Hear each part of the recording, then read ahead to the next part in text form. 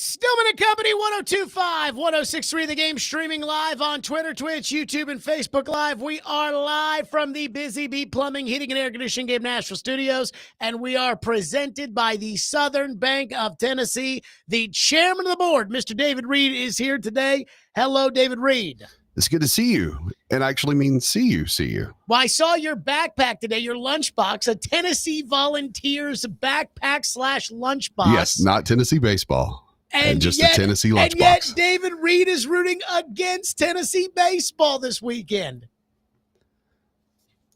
I'm just rooting for good people. I like rooting for good people. Are you going to watch the games? No, I doubt it. Seriously, I doubt it. You don't think if you sat your ass on the couch and you turned on the TV, you would not put on UT baseball? I might, and here's why I might do that, just because I'm fascinated. I can't remember their names. The brothers from Hawaii that play for Arkansas. Mm-hmm. I'm interested. I haven't seen them play all year live, so I'm interested in watching them a little bit. But just to turn it on to cheer for the antics of the Vol baseball team and their coach, no. I will not do that. I just looked up at the TV. John Robinson is on Good Morning Football now. I know he was on last week, so yeah. Okay. How about that? Good for him. Okay. So I want to start with this, and I want to start with a player that John Robinson drafted. And we've talked a lot over the last week or so about Jeffery Simmons and how Jeffery Simmons has chosen that for whatever reason, he does not need to be here when it comes to the voluntary OTAs. Now, the Titans have their final OTA today. They will have mandatory minicamp next week, so I expect that we will see Jeffery Simmons and that Jeffery Simmons will be there. But we've talked a lot about Simmons and how he thinks he's a leader and he's really not. And we've talked a lot about what it says when Brian Callahan says this is an important part of the offseason. This is just foundational with what they're going to do. This is just about team building and leadership development, and we got to have it. And Jeffery Simmons says, I don't think I need that, coach, and what that means. But I guess I haven't really gotten to the why of this. And I do want the answer. You know, oftentimes I feel sometimes misrepresented or pegged as somebody who thinks they have all the answers and never asks the questions and can't admit when they don't know. And I'm just going to say right now, I don't know why Jeffery Simmons is not there. But the one thing that is obvious to me is that for whatever reason, Jeffery Simmons has decided in 2025 that he's not going to put the team first. He's going to put Jeffery first. And I really want to know why. I really want to know what Jeffery Simmons is thinking here. And I don't mean that in a bad way. You know, when I say, I wonder what you're thinking, what were you thinking? You know how Dr. Phil talks down to people? That's not what I mean here.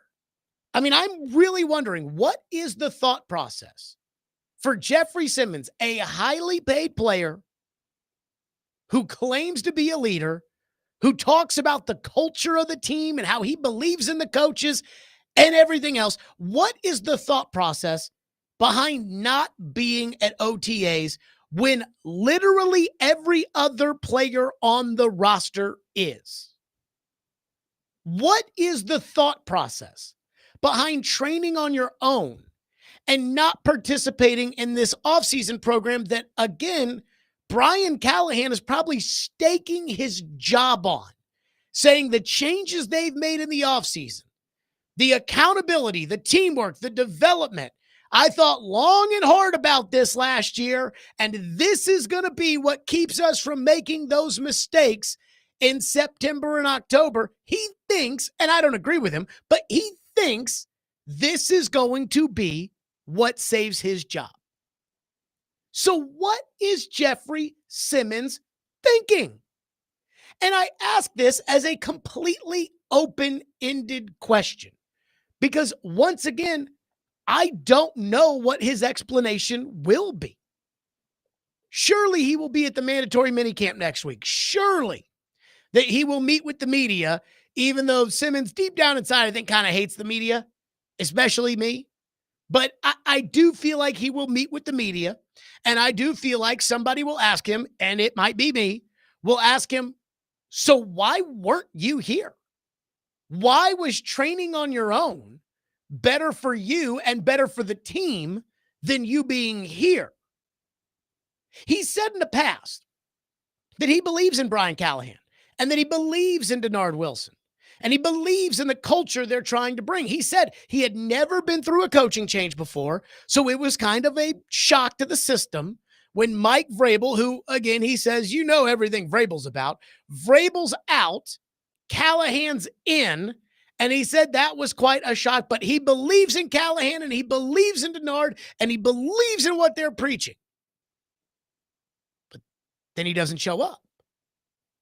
And then the typical reasons that somebody doesn't show up for the voluntary portion of the offseason, I just don't think would apply to Simmons. I mean, he surely can't be unhappy with his contract. Because if anything, Jeffery Simmons is overpaid, not underpaid.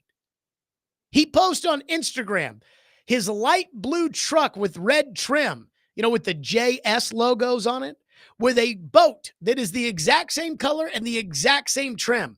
So I don't think he's looking to be traded. Again, he has the contract. He has the truck. He has the boat. Why would he not be showing up to OTAs if he was happy with his contract and happy with his team? And then during the offseason, he was out and about throughout Nashville the entire time. I saw him at an event. Chase saw him at an event. I mean, before the offseason program got started, you couldn't be out and about in Nashville and not run into Jeffery Simmons.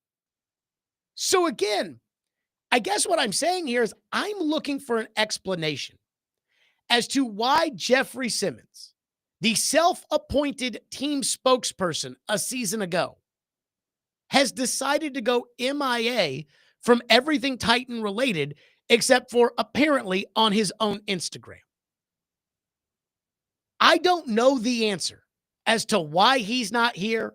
I don't know the answer as to why he thinks he's better off training wherever he's training. I don't know the answer as to how it's better for the team if he really is this great leader and this great captain and someone they can depend on and someone who the media gets it all wrong about how good he actually is. I don't understand how it helps the team for him not to be here. But the one thing that I do know is that he's supposed to be here. And he's not. And when you're not in the one place that you are supposed to be, it leads to questions. And these are the questions that I have. Again, I'm trying to figure this out. I'm trying to wrap my head around it. Why has Jeffery Simmons decided to put his team second and himself first during this offseason? Why? And I don't need to hear I know Jeffery Simmons will be ready, or who cares, Jared? It's voluntary. You all know what the NFL expectation is. The NFL expectation is, unless you're upset about your contract, unless you're upset about your situation, unless there's a real tangible reason for you not to be at the voluntary workouts, you need to be at the voluntary workouts. You don't have to be at every voluntary workout, but you have to be at the voluntary workouts. There's not that many during the course of the year, especially in phase 3 when guys are wearing helmets, schemes are being implemented, and they're actually practicing football. There's like 6 total practices. You're supposed to be there.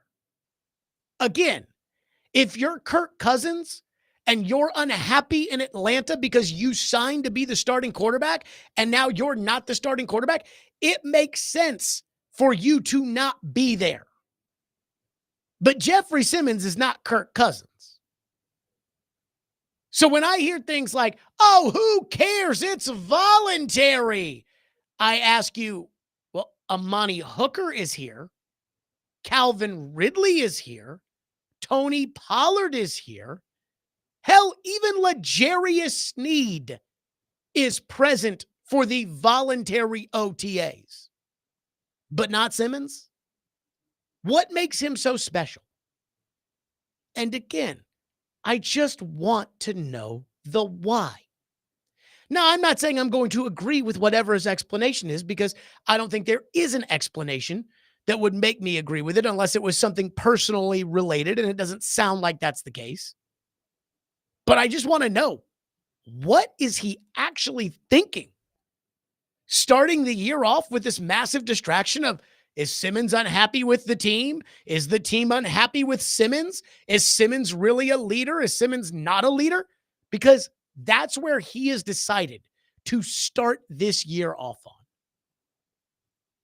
Again, Simmons last year became the team spokesperson by default. It couldn't be the young quarterback who was turning the football over left and right, and Kevin Byard and Derrick Henry were gone. And what did Simmons do? He continuously put his foot in his mouth. Now, he's decided he's going to be a part of the solution, changing the culture. And as they try to quote unquote change the culture, he's not even there. Somebody explain this to me. 615-737-1025, which is our phone number, 615-737-1025. And I know you may not care because it's voluntary, Jared. But I am going to tell you right now, there is one person that this absolutely positively, this Jeffery Simmons, I don't need to be at OTAs, that this would not fly with. And we'll get to that next. Stillman and Company, 1025, 106 for the game.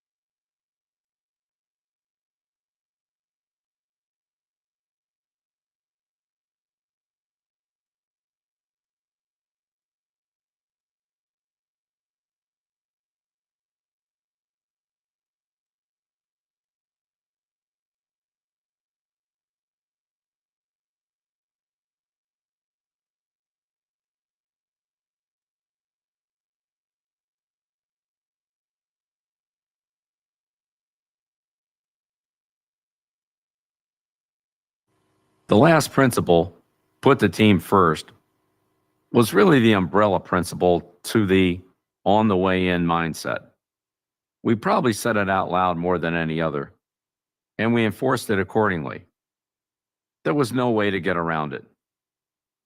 If you walked into a meeting late, there was going to be a problem unless you had a good reason and it was expressed to me in advance. I set the tone on this early on.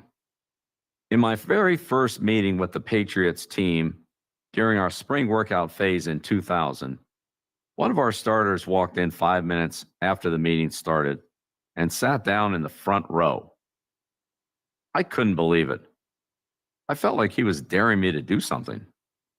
Normally, if a player was late, he would come into the meeting through the back entrance as inconspicuously as possible. I stared at him when he sat down. He returned my glare with a, "Is something wrong?" look. I threw him out of the meeting on the spot, along with some profanity-laced remarks. That was Bill Belichick in his new book, The Art of Winning. I know, did that put any of you guys to sleep? Every time we play one of those Belichick cuts. But the reason I picked that Belichick cut right there was because I was a couple weeks ago listening to the Belichick book, and I think I've been on record saying nothing is better for more natural melatonin than the Bill Belichick audiobook. But I have been listening to the Belichick audiobook, and when I heard Belichick talking about, the most important core principle we have is putting the team first, all I could think about were the amount of times that Mike Vrabel would get up there at the podium when he was the head coach of the Titans, and he would talk about team first, putting the team first. We want guys that come in here and put the team first. Vrabel must have said put the team first 18,000 times as the head coach of the Tennessee Titans. And so with Jeffery Simmons not being at OTAs, especially after the emphasis that Brian Callahan has put on the offseason and teamwork and development and leadership development, with all of that accountability, with all of that and Simmons not showing up, I'm like, this feels like a giant middle finger from Simmons to Brian Callahan. And while, again, Brian Callahan had Simmons back last week saying, well, I know he'll be in good shape. Yesterday, he got up there and had an opening statement, Callahan did, where he said, everybody who's been here is here today except for Curtis Joseph, whoever the hell that is, who is sick. That's it. And I thought, hey, that was Callahan kind of venting a little frustration with Simmons. Let me say this. Jeffery Simmons not being at OTAs because he doesn't think he needs to be at OTAs, that would not fly with Mike Vrabel as the head coach. Jeffery Simmons would have been there yesterday if Mike Vrabel was the head coach.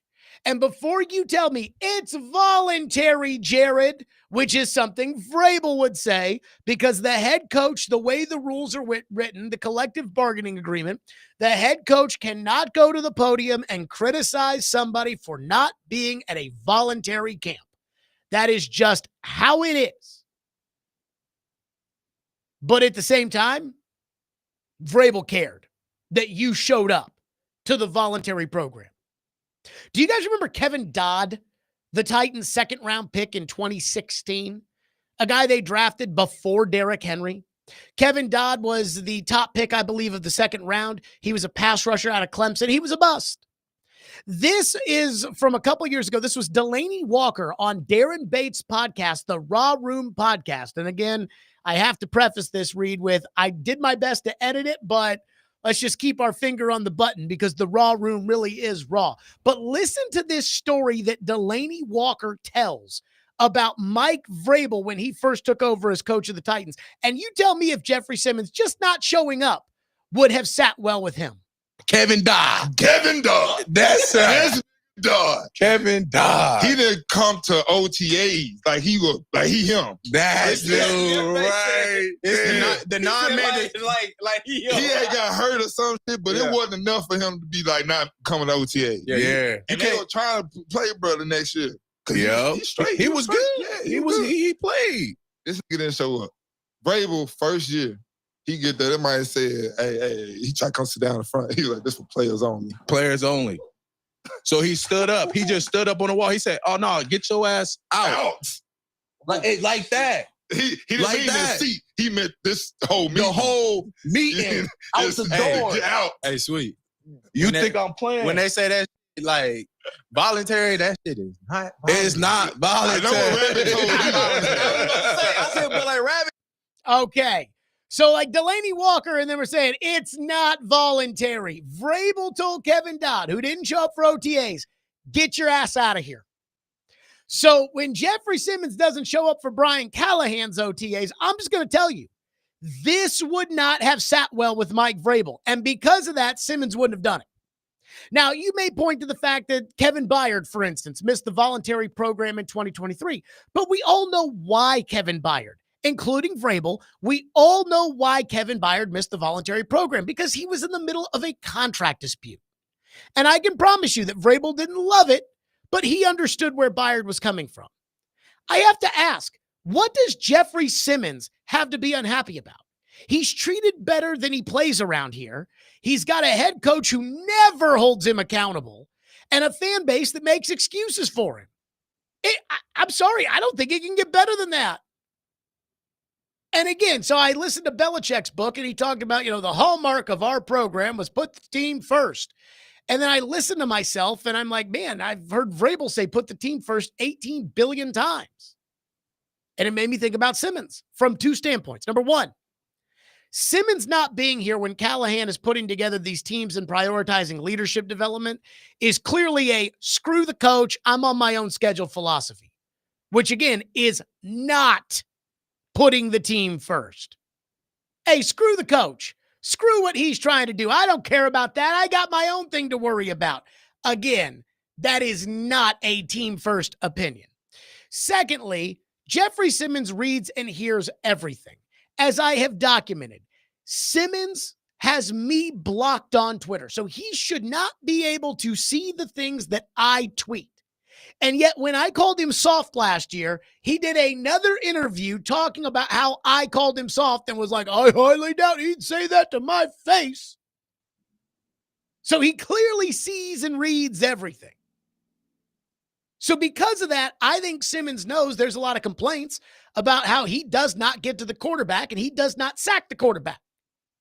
Now, he actually had a really good PFF grade, both overall and his pass rushing grade last year.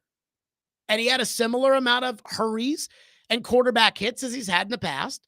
And I wonder if Simmons has decided, you know what, this year I'm doing my own thing. I'm going to get my own sacks. Again, doing my own thing. Because when I do my own thing and I get 11 sacks this year, I mean, we still might suck as a team and I might not be doing what the coach is telling me to do, but nobody over there is going to hold me accountable anyways. And then this way, I don't have to answer questions about why doesn't Jeffery Simmons ever sack the quarterback? Like, that, again, put the team first. Belichick says, hey, we put the team first. Vrabel, put the team first. Jeffery Simmons, I'll go work out on my own. And, Floyd told me, he said, when he got to the Patriots, he was their lead contract negotiator. And he said every time they had an incentive for a player in a contract, Belichick said, I want it to be a team incentive. So instead of if you get 10 sacks, I want if we win the division. That way, when I ask you to do something that may not help you get a sack, but I'm asking you to do something that may help the team, you'll do it because, again, your incentives are based upon how we as a team do. And I just don't think Jeffery Simmons is worried about putting the team first anymore. And I think it's because he knows the team sucks. I think he's decided, hey, this team sucks. No matter what I do, this team's going to suck. And everyone's going to complain. So what I'm just going to do is I'm just going to try to go out there and get 12 sacks myself. And I'm going to do it my way, and I don't give a rat's ass what this coach thinks, and I don't care what kind of scheme. Screw it. I don't need to learn the scheme. I'm going to go out there, and I'm just going to go try to go sack the quarterback.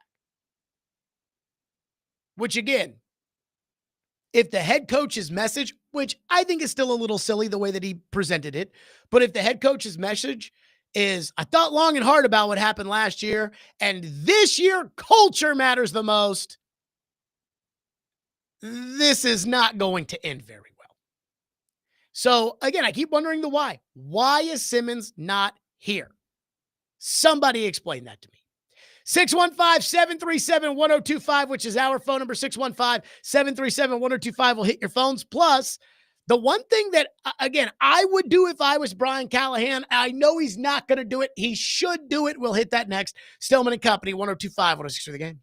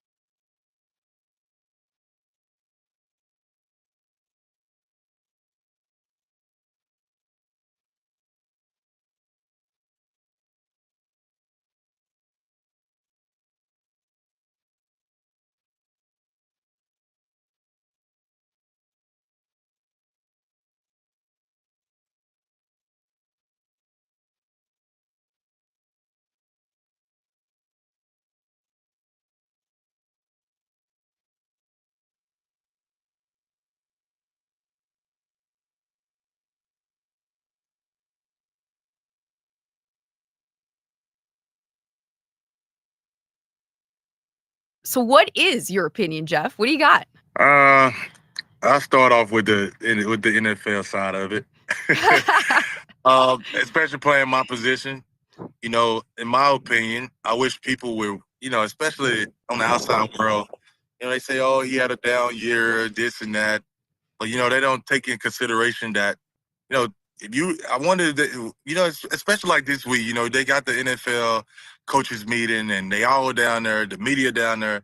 And why not just go ask some of these coaches, head coaches, what is your game plan against number 98 for the Tigers? It's never single blocks. Mhm. So instead of looking at in my opinion, instead of looking at the game stat sheet, look at the game itself and how many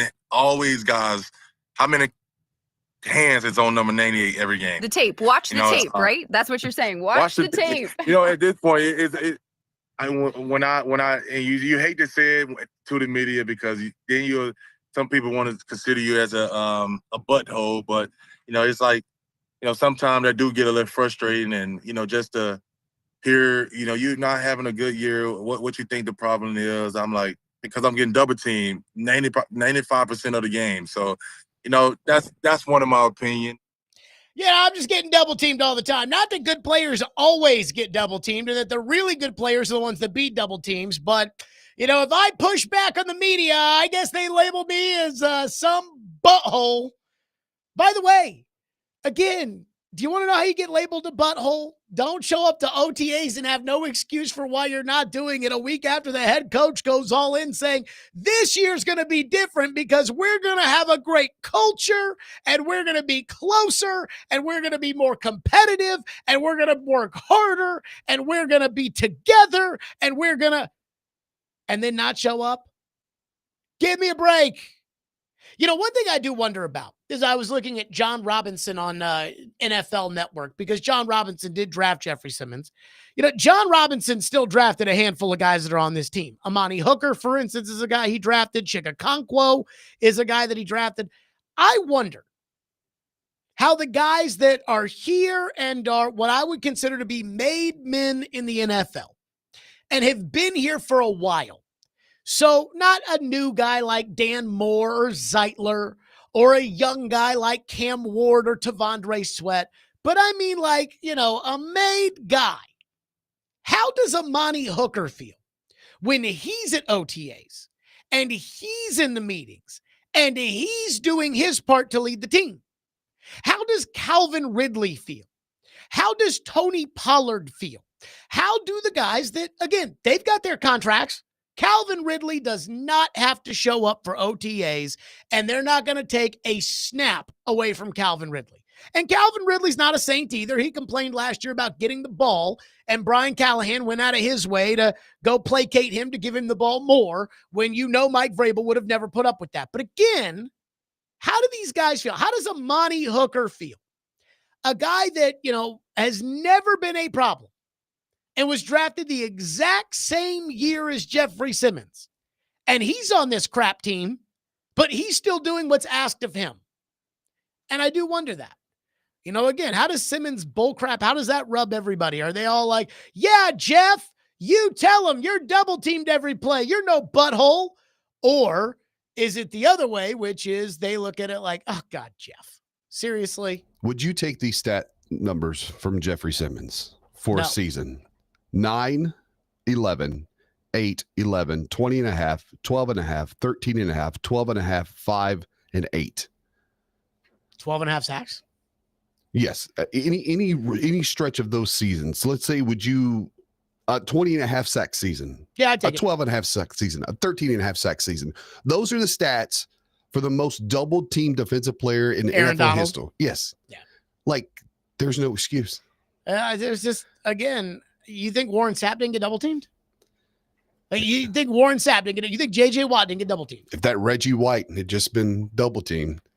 I mean, then again, Vrabel singled up Myles Garrett with Andre Dillard. So maybe the coaching in this league is that stupid. Who knows? But again, I wonder how everybody else feels about Simmons and how, Simmons has done this. Phone line driven by WilsonCountyHyundai.com. Kyle says, after a 3-win season, everyone in all caps should be at OTAs.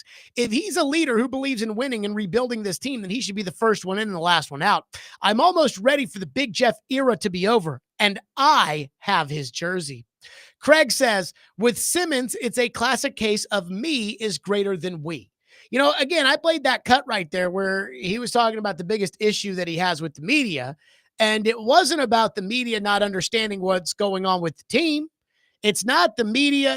One thing I really don't like is the media. Guys like Jared Stillman try to read between the lines of what's going on with the team when he's not in the building every day and he has no clue. Guys that have no clue what's going on in the building, they think they know what's going on between us and the coaches, and they have no idea. That would be a team issue. That's not his issue. His issue is people get mad at me. Well, I'm being double teamed, so I can't do anything because I'm being double teamed. You go talk to the other coaches, and you go ask the other coaches what they do to stop me. Me. Again, if you're going to be a leader, it can't be me all the time. Terrell Owens never claimed to be a leader. Antonio Brown never acted as the team spokesperson. So they can be that way because, again, they're not trying to pass themselves off as something that they're not.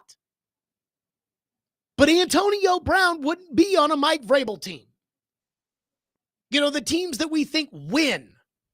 Terrell Owens never won. And it has nothing to do with Terrell Owens' talent because Terrell Owens was a great player. And not only that, Simmons isn't as good as Antonio Brown and Terrell Owens because guess what? They got double teamed. One texter says, I think Jeffery Simmons is tired of buying in to a new direction every 8 months. Jeff was drafted in 2019. So between Vrabel, John Robinson, A.J. Brown, Derrick Henry, and now Rand Carthon, they're all gone. All of his guys are gone and the team is rebuilding. And I bet he would appreciate being traded. So I did say this, which is I can't understand how Jeffery Simmons would not want to be here. Like would not be at OTAs because he should be happy with his contract because he's overpaid, not underpaid. And again, the team, they kiss his ass every 20 minutes. So I don't see why he'd be unhappy with the team. The one thing where guys do skip out on the offseason is when they're demanding a trade or when they want to trade. And with Simmons, you never know with this guy what's actually going on. And I think it's because Simmons is not very self-aware. I mean, I read a story in The Athletic before Simmons signed his contract about how Simmons was thinking about holding out when he didn't get a contract right away. And it's like, dude, you can't hold out when you're under contract unless you want to pay all that money back. And I don't think Simmons is going to want to do that. Maybe Simmons does want to get traded. I don't know that. There's nothing that would indicate that he wants to get traded. Again, unless he wants to change the color of his truck or change the color of his boat or his self-made logo that he has no problem wearing. I don't think he wants to get traded, but let me say this. If you want to get traded, now's not the time to be trying to get traded. The time to be traded was in March, in February. Now, you want to get traded, you come out the week after the Super Bowl or the week of the Super Bowl, and you say, I want to be traded. And Simmons hasn't done any of that. Simmons was doing interviews talking about who they should draft. He said they should draft Abdul Carter. Because again, even though he can't show up for OTAs, he can't do his own job. He thinks apparently he can be the general manager too. So I don't think he wants to get traded. And I'm going to tell you this, if you're Simmons and you get traded, one of two things is going to happen. Either, number one, you're going to go to a market that's not as nice as Nashville. And I know that I can be an a-hole sometimes, but I'm the exception, probably not the rule. And you go somewhere else and you start talking the way Simmons, you say something like nobody runs the ball on the New York Giants, and then you get run on by Josh Jacobs and Malik Willis. And I have to tell you right now, you think I'm bad. It's going to be a lot worse in New York. Ask anybody who's ever played in New York. Robert says it's easy. He wants to go to New England. Dude, you think I'm bad? Go to New England. Go listen to those shows. We played the cuts of them making fun of Belichick and Jordan Hudson. And then the other thing is, Simmons can go to one of these places that has a good team, and he's going to be the 7th, 8th guy on the team. And I don't know if he's going to like that, where he's got his own Jeffery Simmons logo, and everyone else is like, dude, you're the 9th best player on this team. Give me a break. So I don't know if the grass is necessarily greener. I would be surprised if he wanted a trade. And, you know, again, to the New England thing, they already paid Milton Williams a gazillion dollars from the Eagles. So if they were going to go that route, you should have gone there in February and said, hey, I want to trade, and then try to get something done before they gave all that money to Milton Williams. Now, the problem is I think the Titans probably want a first-round pick in return, and I'm not sure that anybody's going to offer a first-round pick for Jeffery Simmons. But somebody give me an explanation as to why he's not here. Chris Sanders will join us next. I'm going to ask Chris that. And I'm going to say, Chris, you've done this. You went to OTAs. Jeffery Simmons thinks he's too good for it. Explain to me how that could possibly be. 615-737-1025. Tune into 94.9 The Fan tonight as the Sounds take on Gwinnett at First Horizon Park. Pre-game 6:20, first pitch 6:35. Coverage also available on the Game Nashville app and at theGameNashville.com. Sounds baseball on 94.9 The Fan, presented by Twin Peaks and by Family Leisure.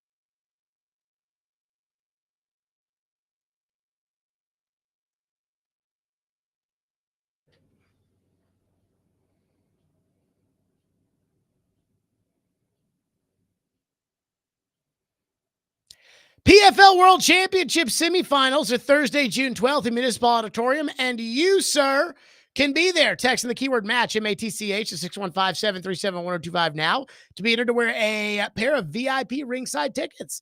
Visit PFLMMA.com/schedule for more details. Jeffery Simmons not at OTAs yesterday. Brian Callahan said everyone that was there last week, which according to Paul Kaharski was everyone except for Simmons, was going to be there yesterday with the exception of Curtis Joseph, who was out because he was sick. Simmons still wasn't there. Though Simmons did post a video of him working out in a gym on Instagram. And so, hey, he's working out. Great. Chris Sanders joins us now on the program, former Titans receiver. Chris Sanders, how concerned are you with the fact that 2 weeks in a row, Jeffery Simmons has been a no-show for OTAs? You know, I'm very, very concerned because the thing about it is when you call yourself a leader or they say you're a leader, then you got to be the first person in the building. You got to be the first person on the field. You got to be the first person just there. And with him not being there, I just think that you need to designate and put somebody else to leader because he's not leading by example. But listen, I understand it's a business and you don't want to get hurt. But at the end of the day, just show up so the rookies can hear your voice. Show up so the guys can even just listen to what you're saying. So I just think it's very disappointing. I'm not questioning the man that he's not working hard and doing what he's supposed to do to get on the field. But you need to be here with your presence to show the young rookies how to get it done. And he's just not there. Chris, do you have any inclination, any gut feeling as to why Jeffery Simmons isn't there? I don't know. I mean, I know guys want to work on their own, and I respect that. But at the end of the day, if we call ourselves a team, if we call ourselves a family, if we call ourselves one unit, then everybody needs to be there. It just doesn't make sense that everybody that's supposed to be there is there, but you're not. And I just think that, you know, the coaches may say the right quotes, but at the end of the day, some coaches are looking side-eyed and be like, man, okay, we need our leader here, but he's not here. So I just think that it just leaves a bad taste, not just in the coach's mouth, but also in the fans' mouth. What do you think it means to Brian Callahan that Jeffery Simmons isn't here? Because he's talking about how important the 8 teams of competition is and how important accountability and leadership development is this offseason. And then Simmons is like, nah, I'm better off on my own. How do you think the coach feels about that?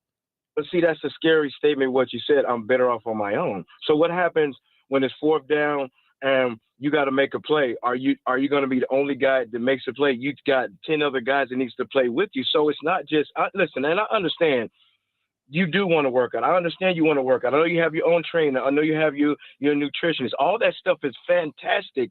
But when you have OTAs, it's only a week and a half or 2 weeks that you just have to be there. Now, when you show up, just maybe take 1 or 2 reps, do some walkthroughs, but at least talk and help your young guys, you know, adjust to the NFL, how to watch film, how to do these things. But if they're looking to a leader and you're not there, then you're basically, and I say this in a respectful way, you're not a leader. Chris Sanders is our guest here on the program. Do you think there's any chance Simmons wants to get traded and that's why he's not here? I don't know. I mean, I don't know, and I'm not sure. I don't think that's the case because he says the right word. He's always in the community. He says he wants to retire as a Titan, but at the end of the day, your actions are not showing that. If you say, I love being a Titan, I love being in this community, I love being around my players, is that just talk or is it just football talk or you really, really care? Because, you know, I'm not going back to 1999, but I am. You didn't have to ask Eddie George. You didn't have to ask Stephen Nair. You didn't ask to have a Javon Curse. We knew that it wasn't about us. It was about the team. Even if they were in Cancun, they scheduled their trips around OTAs. Why? Because it's important that everybody's here. Chris, what do you make of Cam Ward so far? You know, there's a big talk. A coach came out, said he shows up at 5 a.m. every day. He's here before the coaches. And Cam didn't really want to go into detail on that yesterday, but what do you make of it? Man, I love this cat. I actually went to practice last week and watched him. They had a diversity coaching thing, and I just like, okay, I want to see. Here's 2 things that I saw about this kid. Number 1, he's comfortable. I know they're not in pads, and I know they're in shorts, and everybody's running around free. But I just watched how he took command of the huddle. I watched how he made the right decision. I watched just how comfortable he was. I mean, he's chirping at the defense. I mean, he's winning some drills. I mean, he's making right decisions. So even though it's still early, I love what I see. And going back to what you were saying about guys meeting at 5 o'clock in the morning, because the reason why I think that's really, really good is because you get to teach these guys by watching the film, and then once they watch the film, they can implement it. They can implement it on the field. So you want to do that. I love what he's doing because you build camaraderie with these wide receivers. So they asked Cam what time he goes to bed and what time he wakes up, and he said he doesn't want to share that information, which I'm totally cool with. But I do wonder this. Do you think that it's easier for him to be there at 5 o'clock in the morning? My guess is he's probably staying in a hotel right now, right by the facility. Right. And people probably think like, oh yeah, when you go to work, you wake up and you get dressed and you take a shower and you eat breakfast and then you get in the car and then you commute to work. Right. I don't think there's any of that. I think Cam probably is staying a block away from the facility. He wakes up, gets in the car, goes right over there, eats breakfast there, showers there, all that kind of stuff. But what time do you think Cam Ward is actually waking up if he's getting there at 5 o'clock in the morning? I mean, maybe about 4:55. Yeah. Maybe. But see, here's the thing, Jared. I mean, that's still earlier than me. That's exactly. I mean, but here's the thing that I love about the whole situation. He doesn't have to, but he wants to. That's what makes it so special. He's not trying to show up for the coaches because they see him. They already know he's the number one draft pick. He's going to start. It's a want to. I want to give it with my wide receivers. I want to be the best. I want to make the right decisions. And with him getting up at 5 a.m. talking to his receivers, there was a lot. When I went to practice, there was not a lot of drop balls. He didn't make a lot of bad decisions. He looked comfortable in the pocket because he's studying it in the film. And I think that's the signs of a leader. I'm not crowning him already. It's the signs of a guy that can make some plays. Chris, there are a lot of guys battling at the receiver position. We know about Ridley and Lockett and DK and Io Manor that are going to make the team. And we've talked, you and I, about Restrepo, which, again, I still don't think he's going to make the team. But we've talked about a lot, him, Bryce Oliver, Mason Kinsey, James Prochet. You can go down the list. I ask this question, which is, at what point does Cam really need to kind of dial in with the specific guys that are going to be playing? Yeah, I mean, the thing about it is you have a lot of guys like that, and I just think that the guys that are going to actually make the team, like Restrepo, he's going to have to play special teams. I mean, I went and watched all the receivers. There's a lot of receivers around there. But the thing about it is it's going to separate those guys if they can play multiple positions. I went and watched Jefferson. Jefferson was actually he played like 3 or 4 positions. I mean, not 3 or 4 positions, 3 positions.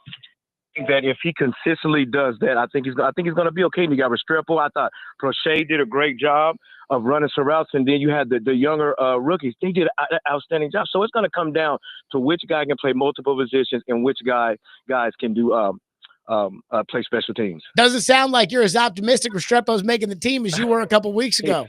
Guarantee he's going to make the team. I bet you. We made our bet off the air, but I think that he is.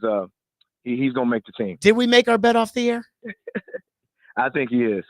But did we make our bet off the air? Can you hear me? I can hear you. Did we make our bet off the air? I sounds like something I would have done, but I don't remember doing it. Yes, we did. We made you. You don't want to put it out there. It's a lot of Chingway that you want to put out there. But I stand by it. I don't even know what it is. Guarantee you. I don't even know what it is, but bet accepted. 1 and a 0, and it's got a couple of zeros after that. I'll be looking forward to cashing Chris Sanders' check. Man, it'll be like the first time you lost in the Boo-Ray game on the plane, Chris. But I'm gonna. I don't want you to cash that, man. I want it all in quarters and pennies. No, that's all I want, because I want. I don't even have to worry about getting it to you. Chris Sanders, as always, great stuff. We'll talk soon. Man, I appreciate you, brother. Love you, man. Bye. Yep, love you too. Chris Sanders joining us on the program, as always. I have no recollection of making a bet with Chris Sanders about Restrepo not making the team. This sounds like a vacation text chain between the two of you. That's what this sounds like. I will say this. I wasn't doing what Aaron Rodgers does when he goes to Costa Rica, but when I was in Costa Rica, things were very, very hazy. I'll just leave it at that. I mean, I guess I bet I don't even remember it. 615-737-1025. So we did talk about Cam Ward's 5 a.m. arrival to work. And I do have a thought on this that I want to get to next, and we will. Stillman and Company, 102.5, 106 for the game.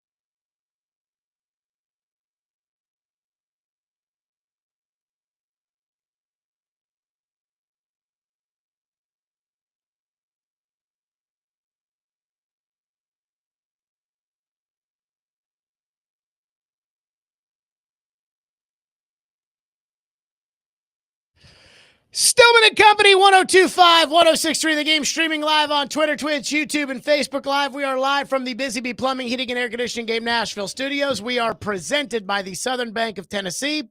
So I try not to get too caught up in the off-season excitement. So-and-so is in the best shape of their lives. There was a throw that Adam Schefter even put out there. The Titans put it out there, but Adam Schefter even tweeted it, of Cam Ward. It was a sidearm throw to David Martin Robinson, and it was like, Cam Ward, look at this throw.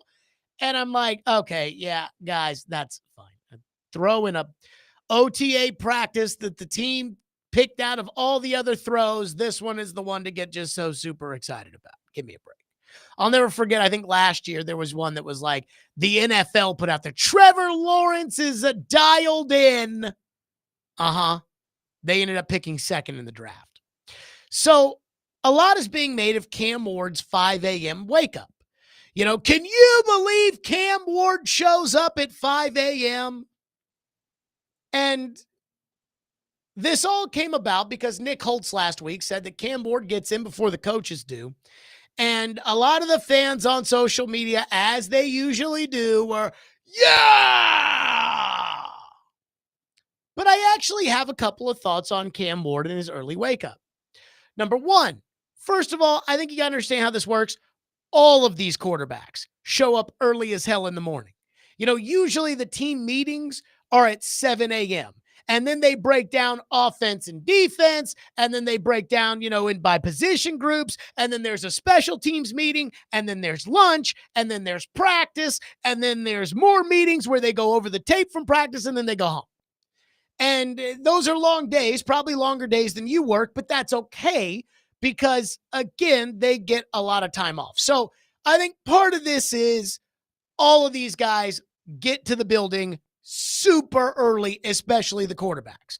Why? They're in the most meetings, and there's lifts, and there are treatments, and there are things like that. So that one doesn't get me all worked up. I mean, I remember a story I was reading about in The Athletic a couple years ago when the Colts were putting propaganda out there about Matt Ryan trying to justify themselves as they always do. And it was like the assistant general manager saw Matt Ryan done with a workout after 6 o'clock and he was drenched with sweat.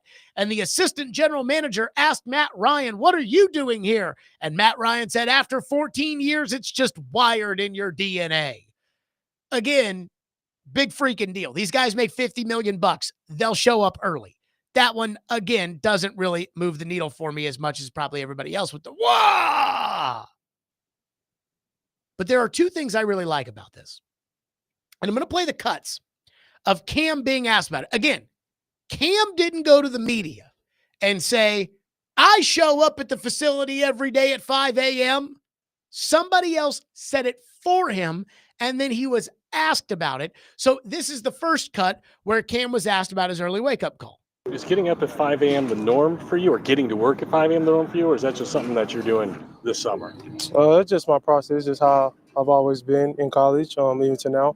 And it's really just, how I get everything in, what I need to get in, whether it's film, treatment-wise, just, I got to get everything in to start my day, to end my day, and, by whatever time, you got to get it done. Does coach ever tell you, go home and go back to sleep? I need you energized? I'm always energized. I'm playing football, so I'm doing what I love. Not a lot of people, can do that in this world. So I'm one of the 1% who's blessed to do it. So I'm always gonna have energy when I'm on the field. So Cam's just like, yeah, I get here early. I got a lot of work to do, so I just get there and get the work done. Again, this is not Cam sitting there bragging about how hard he works, which I appreciate. The second cut I thought was also pretty revealing when he was asked about what time he actually wakes up at. To get here at 5, Cam, what time are you waking up and what time are you going to bed at night?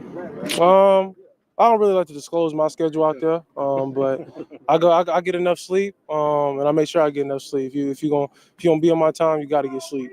Okay, so Cam's asked, what time do you go to bed? What time do you wake up?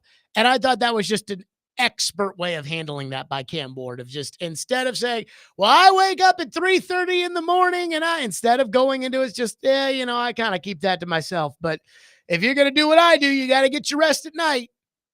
Well done. Here are my thoughts on Cam Ward's early wake up. Number one, Cam is not really the one doing the talking about any of this or making a big deal about it. He's answered what's asked and then declined to go into too much detail about the real minutia of it all. So obviously it's not for show because Cam's not worried about what we think about it. Cam's not putting it on his Instagram. Cam's not, again, running to the media saying, I show up at 5 a.m. And secondly, even if it is par for the course for these quarterbacks to show up that early, or at least in that same vicinity into the facility, it does show to me what I think is probably the most important thing, which is that Cam Ward is about business, period. And the first step in holding others accountable is that you have to be accountable yourself.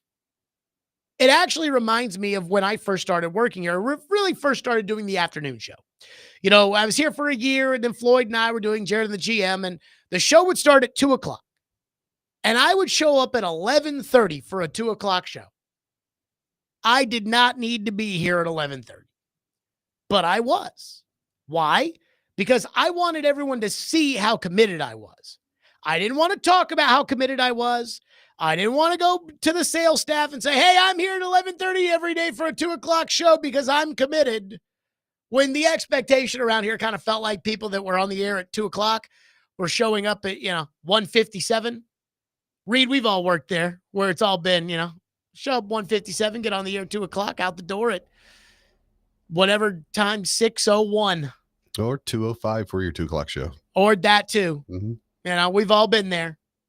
I wanted everyone to know that I cared, but I also didn't want to I didn't want to talk about it. I just wanted to be about it. And that's what Cam Ward's doing here. It's not crazy to me that Cam Ward shows up at 5 a.m. That's not a big deal to me. Again, the guy is making $40 million. If making $40 million meant that you showed up at 5 a.m. for half the year, you'd do it too. But what's a really good sign to me is that it is other people that are talking about Cam Ward's work ethic. That it's other people that are the ones that are highlighting Cam Ward's commitment. Because what it's doing is it's telling me that Cam Ward is showing every single person in that organization how committed he is to being a great quarterback without going out of his way to try to get you to pay attention to it. Last year, and I mean this with all due respect to Will Levis, because I think Will Levis works really hard, and I thought Will Levis did work really hard. But last year when Will Levis planned that trip to Cabo, and he took all those receivers out there and all of the videos of them out there doing ab crunches were on social media, there was a certain element of this that kind of felt like it was for show. An element of, let's make sure we put this on social media, everybody, so that everybody knows that I'm doing what quarterbacks do. And with Cam, it just feels more authentic. It just feels more like, this is what I do. Did you know Cam Ward got in at 5 o'clock in the morning? No, I didn't. Because he's not sitting there bragging about it or telling me. Because Cam's one of these guys that, hey, I'll do the work in the dark, and then I'll let the results show when everybody's watching. When I was in college working in women's hoops, we had a player at Louisville by the name of Angel McCautry. We got to the national championship game with her as our star player. She was a 3-time All-American, and she was the number 1 pick in the WNBA draft. Angel McCautry was a very, very, very good women's basketball player and a very good WNBA player. And I remember I went into the gym one night as a manager just getting some work done for the next day or whatever, and there was Angel just firing shots up. The lights in the gym weren't even on. And I said, Angel, why are the lights off? And she said, Michael Jordan didn't need the lights. I said, okay. But when you're that committed, again, you don't have to talk about it. You just do it. And then everybody else sees it. And that's where I got to commend Cam Ward. Again, it's not so much of the, yeah, Cam's there at 5 a.m. that gets me excited. It's more so, hey, Cam is going about his business and everybody else around there is taking notice. Not that Cam's bragging about Cam taking care of business, but that everybody else sees that Cam is about business. that it's genuine and it's real. And you got to have that at the top. We complain about Jeffery Simmons being a bad leader by saying, oh, I don't care really about the Cam's the opposite. He's like, hey, I got a lot of work to do. So I'm showing up at 5 a.m. What time are you showing up? 615-737-1025. If you've got a thought on Cam Ward and his early wake up, we'll get to that. 615-737-1025. Also, let's not pretend that 5 a.m. is like 2:30 in the morning and leaving at 11 o'clock at night. 5 a.m. is early. It's earlier than I'd like to wake up, but I do wonder if Cam Ward had a 6-month-old, if he'd be rolling in there at 5 a.m., but who knows? Then again, with the kind of money these guys make, it's like they can pay people to take care of all that for them. I kind of want to play a little bit devil's advocate and also give Cam Ward props because I think he's very self-aware. I think he didn't answer the question about when he goes to bed because everyone knows he's up playing Fortnite on Twitch late at night and he doesn't want to expose himself. But he's also self-aware enough not to expose himself to the media. I absolutely think that Cam did not want to get into what time he went to bed and what time he wakes up. You know, it's like I asked Chris Sanders. I said, if he's showing up at 5 a.m., what time do you think that he's actually getting there? And Chris was, or what time do you think he's actually waking up? And Chris said 4:55. I mean, Cam's probably staying in a hotel right by the facility. And he probably wakes up, rolls out of bed, gets in the car, goes over there, and then goes right into the cafeteria for breakfast. Or like these guys don't, Cam Ward didn't have a house yet. He didn't have commitments and family and everything else. But again, you know, when I talk about having kids, when you make that kind of money, I just assume, you know, it's like waking up in the middle of the night when you've got a newborn. You know, that's just kind of how it is, right? Well, I just assume that like if I was making $30-40 million, that Lindsay would understand like, yeah, I've got to sleep because I am the quarterback and you would have to take care of it. Or more importantly, we'd hire somebody to do that. So again, these guys get there 5 o'clock. This is their whole lives. That's what most of these guys should do. 615-737-1025. But I am certainly on Cam's side with this. 615-737-1025. So I do want to get to the phones on this, but also there was something Tim Hasselbeck said yesterday that really stuck with me that I want to get to. We'll do that. 615-737-1025. Stillman & Company, 1025, 106 for the game.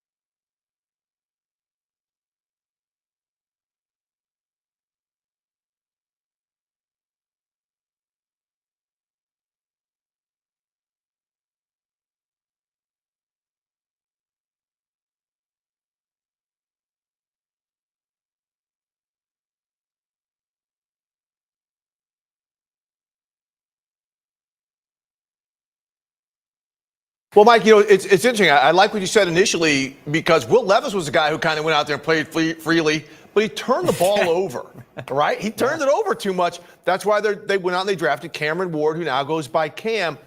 But the one thing when I'm looking at how the Titans have constructed this roster, they go out and they get Tyler Lockett. They go out and get Van Jefferson to go with Calvin Ridley. You don't go out and get veteran wide receivers who've made a lot of big plays in their careers to add to Ridley if you're asking him to come out and manage football games. Yes, they may be a run-first type of offense, but it doesn't seem like, again, where we don't have pads on, there's no defenses, but they're talking about him just kind of managing things to start out with. They're pushing him. They want to see what he can do. But the way they've constructed this roster, again, they've got some good running backs in Tony Pollard and Tyjae Spears. There are weapons around him for him to succeed right away. Everything has to come together quickly. But if he learns, just like Brian Callahan said, this may be something that, he can come out and show out a little bit and not just go about trying to protect the football, but also making plays to win ball games.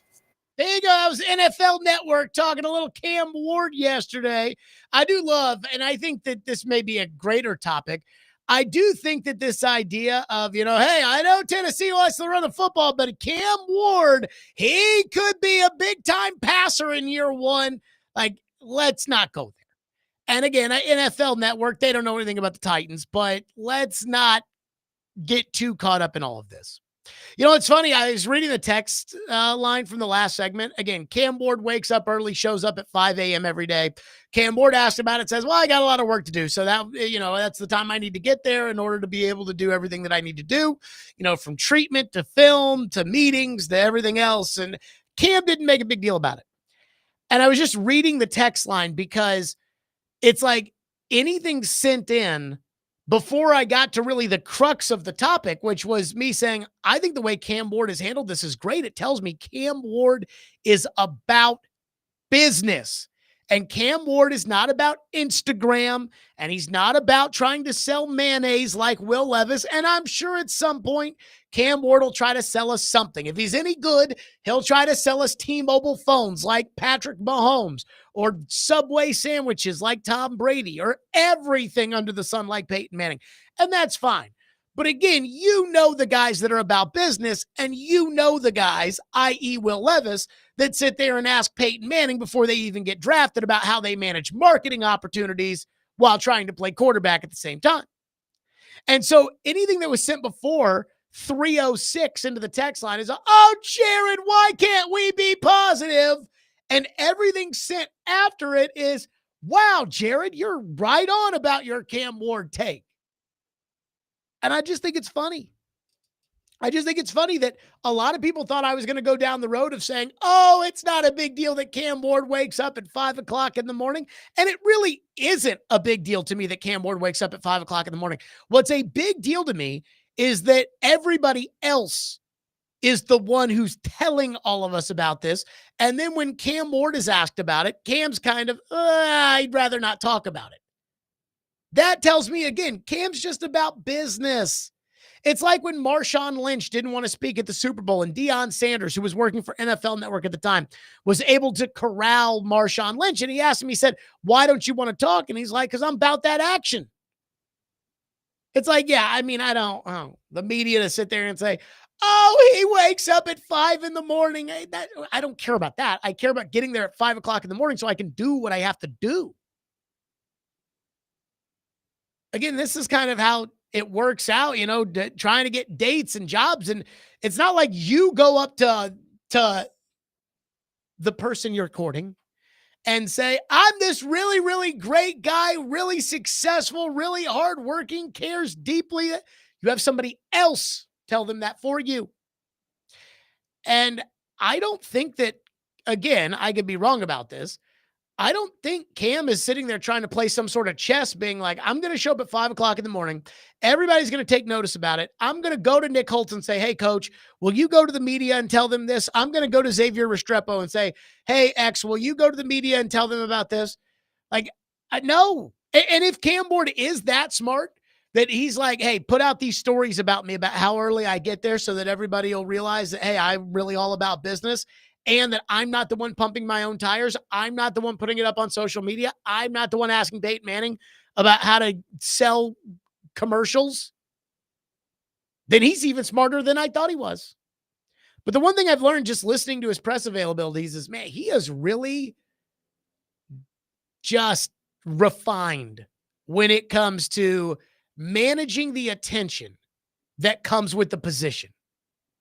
And that's not everything when it comes to quarterback, but it is something. I mean, again, you're the most important person. You're more important than the owner. You're more important than the coach. You are the most important person in a multi-billion-dollar operation.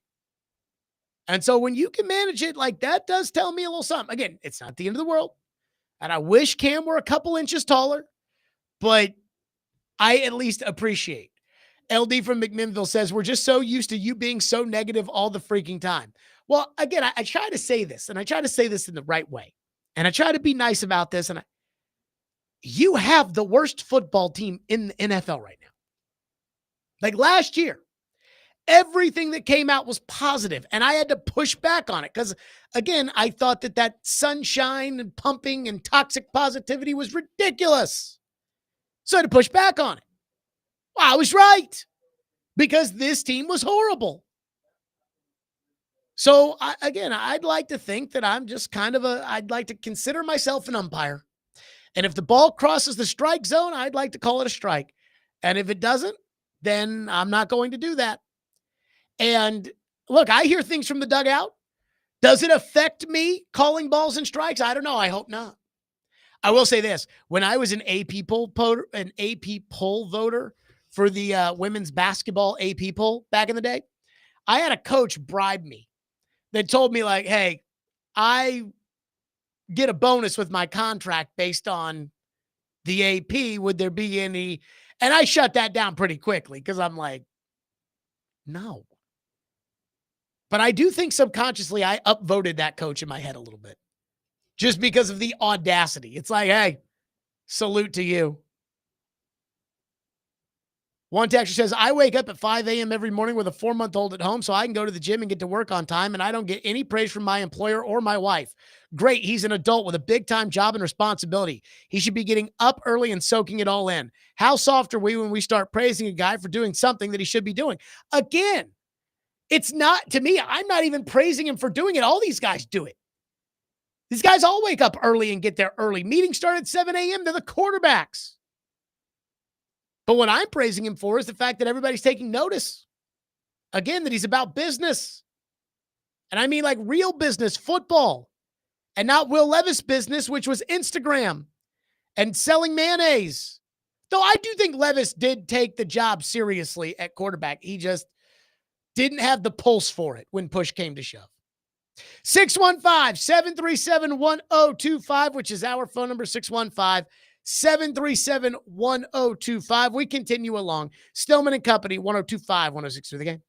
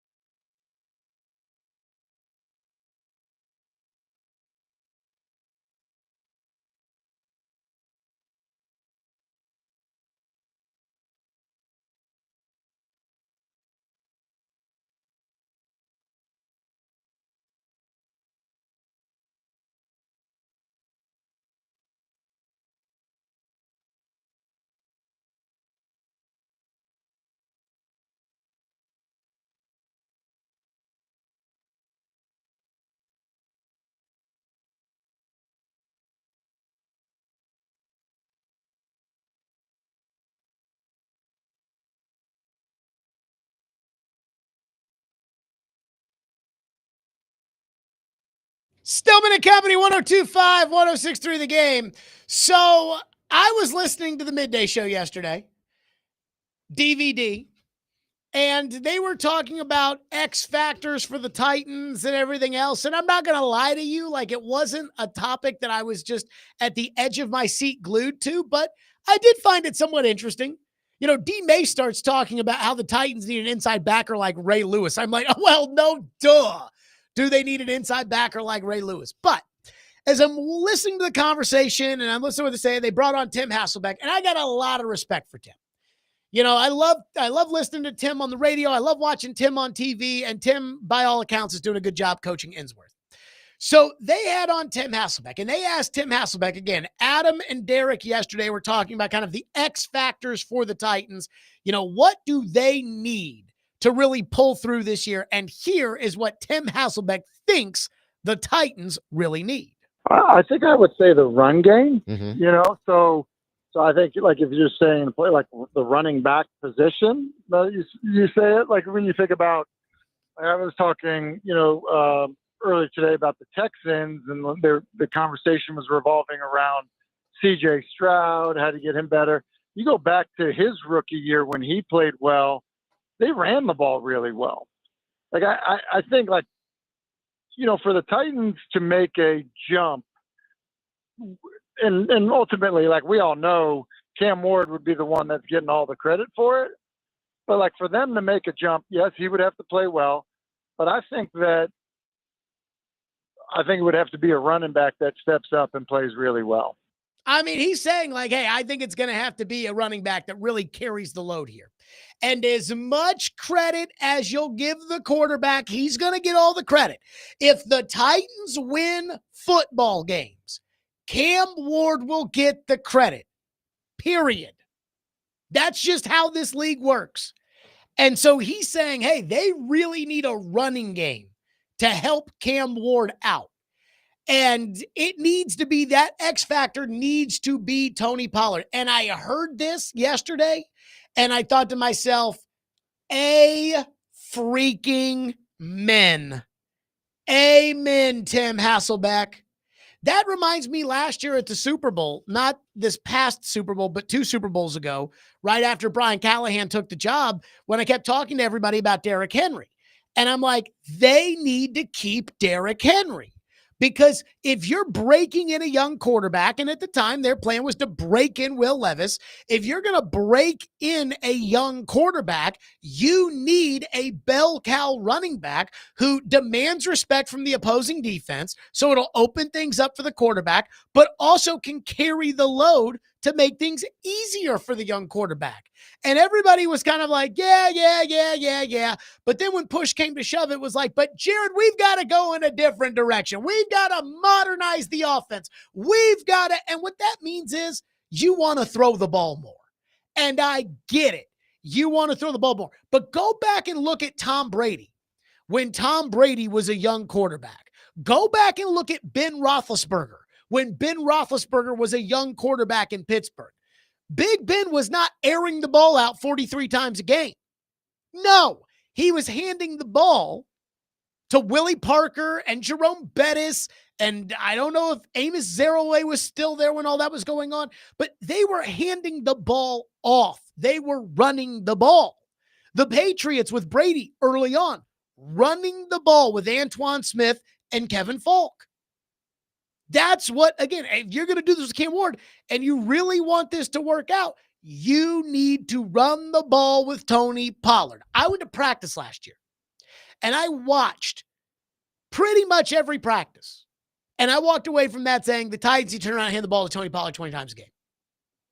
Didn't get too caught up in Tajay Spears. Didn't get into this, Jared, we need to throw the ball. Because this time last year it was, I mean, think about it. Ridley, Hopkins, Boyd, Chig. There's so many options. I'm like, I'm not worried about that. I'm watching practice. They need to hand the ball to Tony Pollard. Tony Pollard, Tony Pollard, Tony Pollard. It's not sexy, but it does work. Now there's the other element to this, the Tajay Spears thing. So again, Tim's like, they need a running game. And so their X factor, if they're going to really do this with Cam Ward, their X factor needs to be a running back. And this is what Adam kind of said, and we've heard Callahan talk about wanting to give Pollard less carries and Spears more carries. This is what Tim Hasselbeck said about the reality of Tajay Spears helping be that X factor. I agree with you about the running game. I'm wondering if a lot of that has to do with Tajay Spears emerging and maybe taking a little bit off of Tony Pollard's plate. Yeah, I mean, and still you're saying more of an even split? Is that, I mean, because or closer, not, I wouldn't say 50-50, but it needs to be more than what it was, because last year Spears had 84 carries. And Tony Pollard was upwards of 260. Exactly. I think that needs to be, Spears need to have over 100 carries, that in my opinion. Because you think he's in, and I think it's part of, I said the running back position. It's like, I think there's like in the room there, which back do you think should have more carries? Think Pollard should have more carries? You think Spears should have more carries? Like, I would say I think Pollard does. Yes. But, and so I'm fine with the, 260 to under 100. Like, I think I am. But look, there was a time where Tony Pollard was the guy when he got carries in Dallas. He said, man, like there's just so much more energy when that guy carries the football.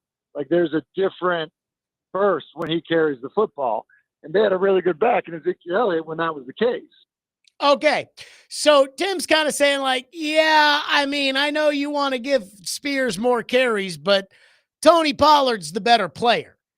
Again, I think the idea with Tajay Spears, I think people like the idea of Tajay Spears more than they actually like what Tajay Spears is. Tajay Spears was a terrible pick by a terrible general manager and a head coach who has no business picking the players because they already had Derrick Henry on the team, and Derrick Henry is going to be the bell cow running back, and then you can turn around and you can go sign somebody as either an undrafted free agent or somebody off the street who can be your third down running back the same way Dontrell Hilliard was your third down running back, or Jeremy McNichols, or one of those guys, instead of using a top 100 pick.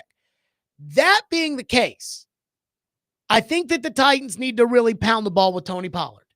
That they need to go into this season saying, we're going to try to just shore up on defense. Now, I'm worried about defense because they don't have any pass rush. But we're going to try to shore it up on defense, and we're going to run the ball with Tony Pollard, and we're going to try to make things manageable for Cam Ward. And I think that's the right direction to take. So when I hear Tim Hasselbeck saying that, again, instead of thinking about, they need the inside linebackers this year. They need a receiver to step up and beat. No, he's like, they need a running game. They need Tony Pollard to carry the load this season. Cam's a young guy. It'll take some time. That's what they need. When I hear Tim say that, I think, amen, Tim Hasselbeck. 615-737-1025, which is our phone number. One texter's already mad who says, Jared, who was the bell cow running back for Mahomes, CJ Stroud, and Joe Burrow? Sit down. Did you not just hear the Tim cut where he said when the Texans were rolling on offense, it was because they were running the ball CJ Stroud's rookie year? When it comes to Joe Burrow, that year that they went to the Super Bowl in 2021, Joe Mixon had 1,200 yards and 13 touchdowns on the ground. They ran the ball. Like, they ran the ball effectively. Running the ball is not sexy. I was here when DeMarco Murray led the AFC in rushing, and the next year the Titans had DeMarco Murray, and then he got hurt, and Derrick Henry ran for 155 in a playoff game on the road at Kansas City. And you all hated it. And you guys hated Mike Mularkey, and you hated Terry Robisky, and you hated the exotic smash mouth offense. You hated the fact that they ran the ball. I remember everybody said, we need a coach who's going to unlock Marcus Mariota. We need to let the Maserati out of the garage. Really? Or were those old pawpaws just protecting Mariota because he was a limited quarterback? And what was hilarious was Vrabel gets hired.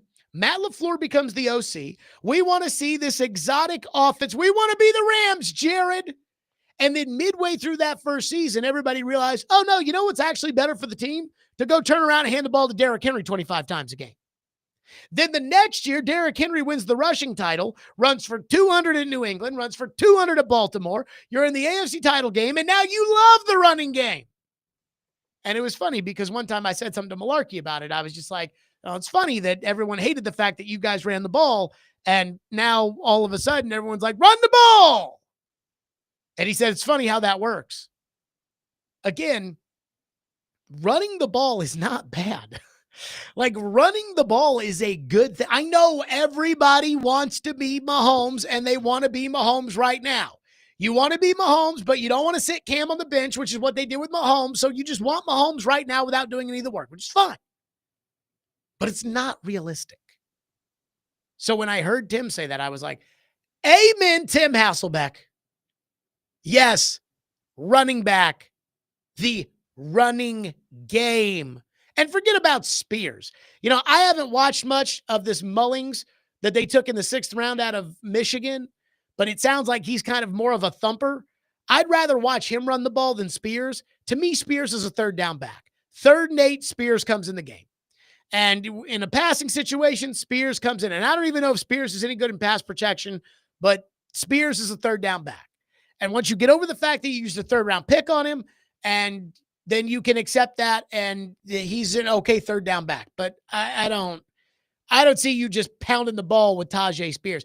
And the best running backs, you know, again, the bell cow running backs, which I don't think Tony Pollard is naturally a bell cow running back, but I think given the lack of talent on your team, he needs to be a bell cow running back. I think Tony Pollard can do it. I'm not sure. I think he can do it. 615-737-1025, which is our phone number, 615-737-1025. So there's a major story in the NFL that really seems to have no imminent resolution. But if I was running the operation there, it would. And it would actually involve a former Titan. We'll get to that next. Stillman and Company, 102.5, 106 through the game.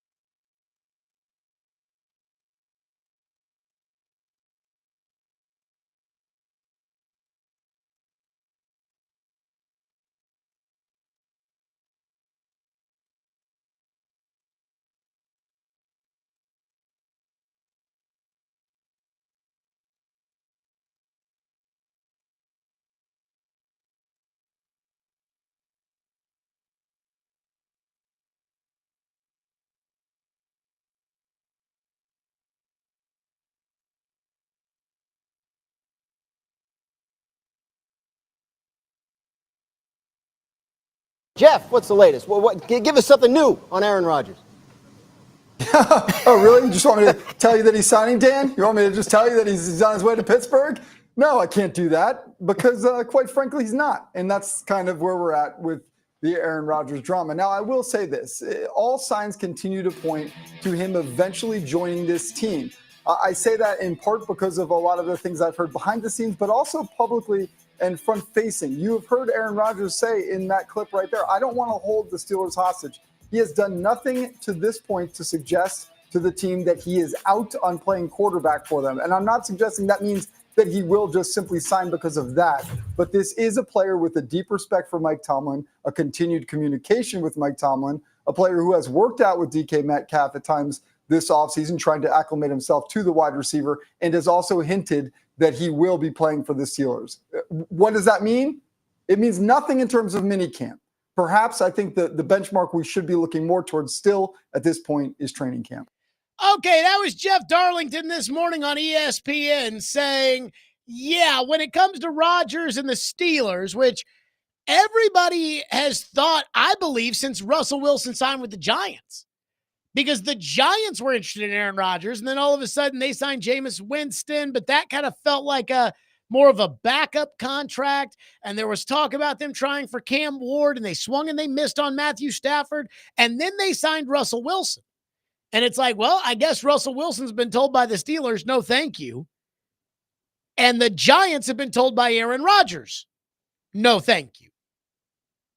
And yet, we've had the draft. Aaron Rodgers didn't sign.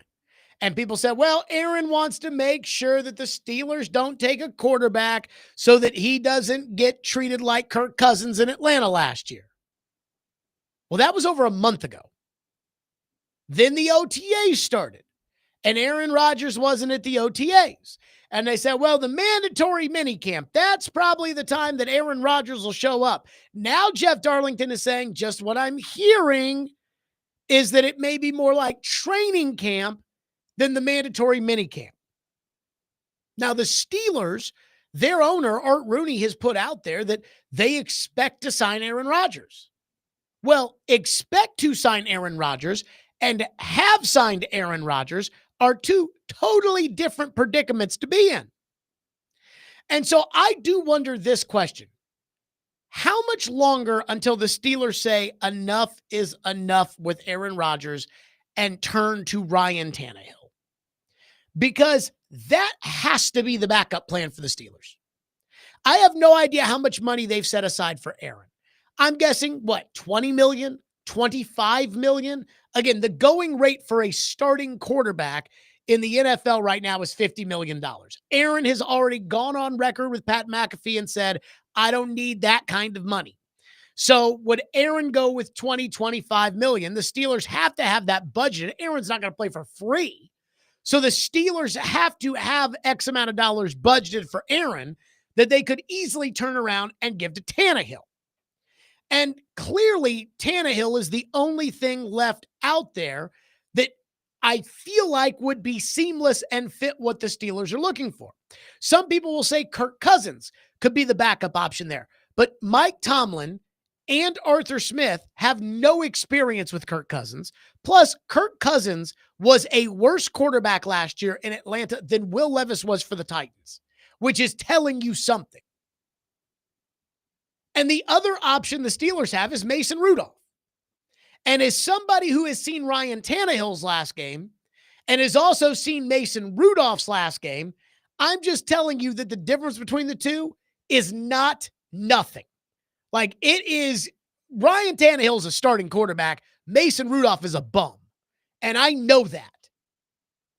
If you tell me the difference between the two is negligible, then you haven't watched them play. I have watched them play. You all have watched them play. Mason Rudolph blows. You cannot go out there this season with Mason Rudolph at quarterback. You cannot do it. He sucks. So, at what point do the Steelers say enough is enough? Because, again, this isn't the Jets a couple of years ago, some desperate franchise that would do anything if they thought it could get them 5 minutes of positive attention. This is the Steelers. And the Pittsburgh Steelers are a proud organization. And yet they're going to let Aaron Rodgers just say, oh, I don't need the offseason program. Really? You don't need the offseason program. Really? You mean to tell me all the guys that are showing up for the offseason program and all the coaches that are putting the work in and everything else, that doesn't really matter. And the Steelers, of all people, are going to be okay with that? The Steelers, and I think the Steelers made the right decision when it comes to George Pickens, because I think Pickens is a total head case. But the Steelers are the kind of organization that they're proud. They're like, hey, we march to the beat of the Pittsburgh drum.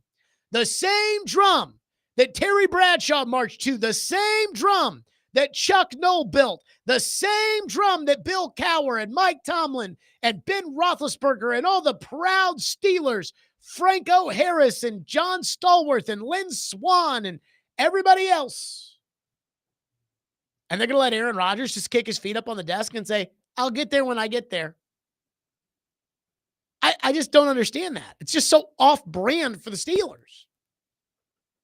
And again, I know everybody thinks Tannehill sucks. And I know everybody thinks Aaron Rodgers has a little left. And if I had to pick right now between Tannehill or Rodgers, I'd pick Rodgers. But I'm not going to nuke my entire program waiting for Aaron Rodgers. And I'm not going to put myself in position where I've only got Mason Rudolph at quarterback because, again, as we all know, we're not box score scouters when it comes to Mason Rudolph because we watched him play last year. He sucks. You cannot go into the year with Mason Rudolph at quarterback. Not when you let Fields go and you let Wilson go and you weren't interested in anybody else and you didn't really draft a quarterback until Will Howard in the 6th round. You got to have somebody play quarterback. And so to me, I think it's, if I were the Steelers, I'd tell Rodgers, get your butt signed by next week or Ryan Tannehill is going to be the quarterback. And I would just take the money that I have budgeted for Aaron and I'd give it to Tannehill. And if Aaron wants to do things the Aaron way, I would let him know it's not going to work like that in Pittsburgh because it's never worked like that in Pittsburgh. And that's why guys like Terry Bradshaw are sitting there saying this is a joke because it's so anti-Steeler. It's kind of embarrassing. 615-737-1025 is our phone number. So they're speaking of the offseason program, there's a one player on the Titans. They have 90 players, technically 91 because Thomas Odukoya is, I believe, an international exception. So they have 91 players. And there is one guy who thinks, F the offseason, I'm too good for it. And it's really starting to change my opinion on something that I have been very staunchly in belief of. We'll get to that next. Stillman and Company, 102.5, 106.3 The Game.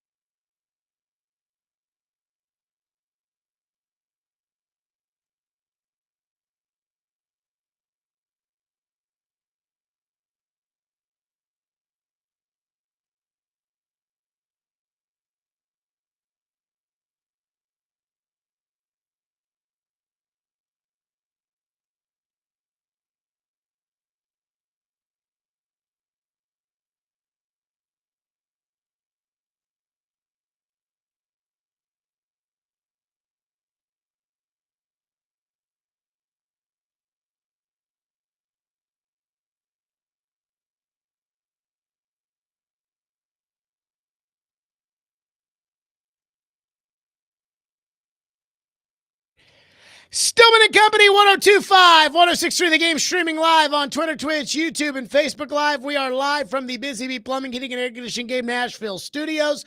We are presented by the Southern Bank of Tennessee. So I am fascinated because tomorrow we will have TD on with us for the TD Power Hour.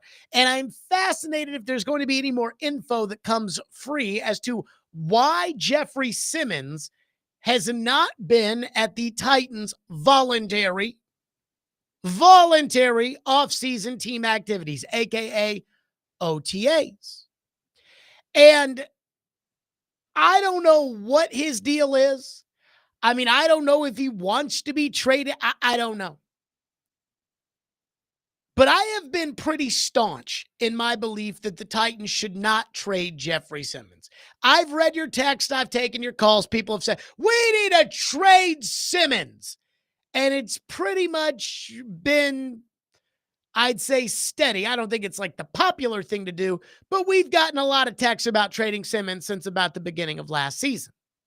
And every time it's come up, I've said, you don't trade Jeffery Simmons because the first thing you'll have to do, the second you trade away Jeffery Simmons, the first thing you'll have to do is you'll have to go get another Jeffery Simmons. And I've seen it time and time again. You do not get better by just letting good players go. Derrick Henry, you didn't get better by letting Derrick Henry go. You did not replace Danico Autry's 11.5 sacks. You didn't get better just by letting him go. And I know a lot of people think, oh man, it's so great that they got rid of Kevin Byard, but you're not better without Kevin Byard. Again, even when you let Jonnu Smith go, you didn't get better. And while Jeffery Simmons isn't as good as he thinks he is, Jeffery Simmons is a good player. But I am starting to wonder if Simmons' attitude and his inability to lead, which should be obvious now to everybody except for Simmons, I wonder if it's led to a situation where the toothpaste is out of the tube, where now they've gone past the point that they can't go back, and that it is time to do something about it. Simmons is not a leader, at least not a leader on a team that's any good. Sorry, he's not. And he's been propped up by the organization to be something that he's not. And it's really hard for that same organization with the same coaches to reel that back in.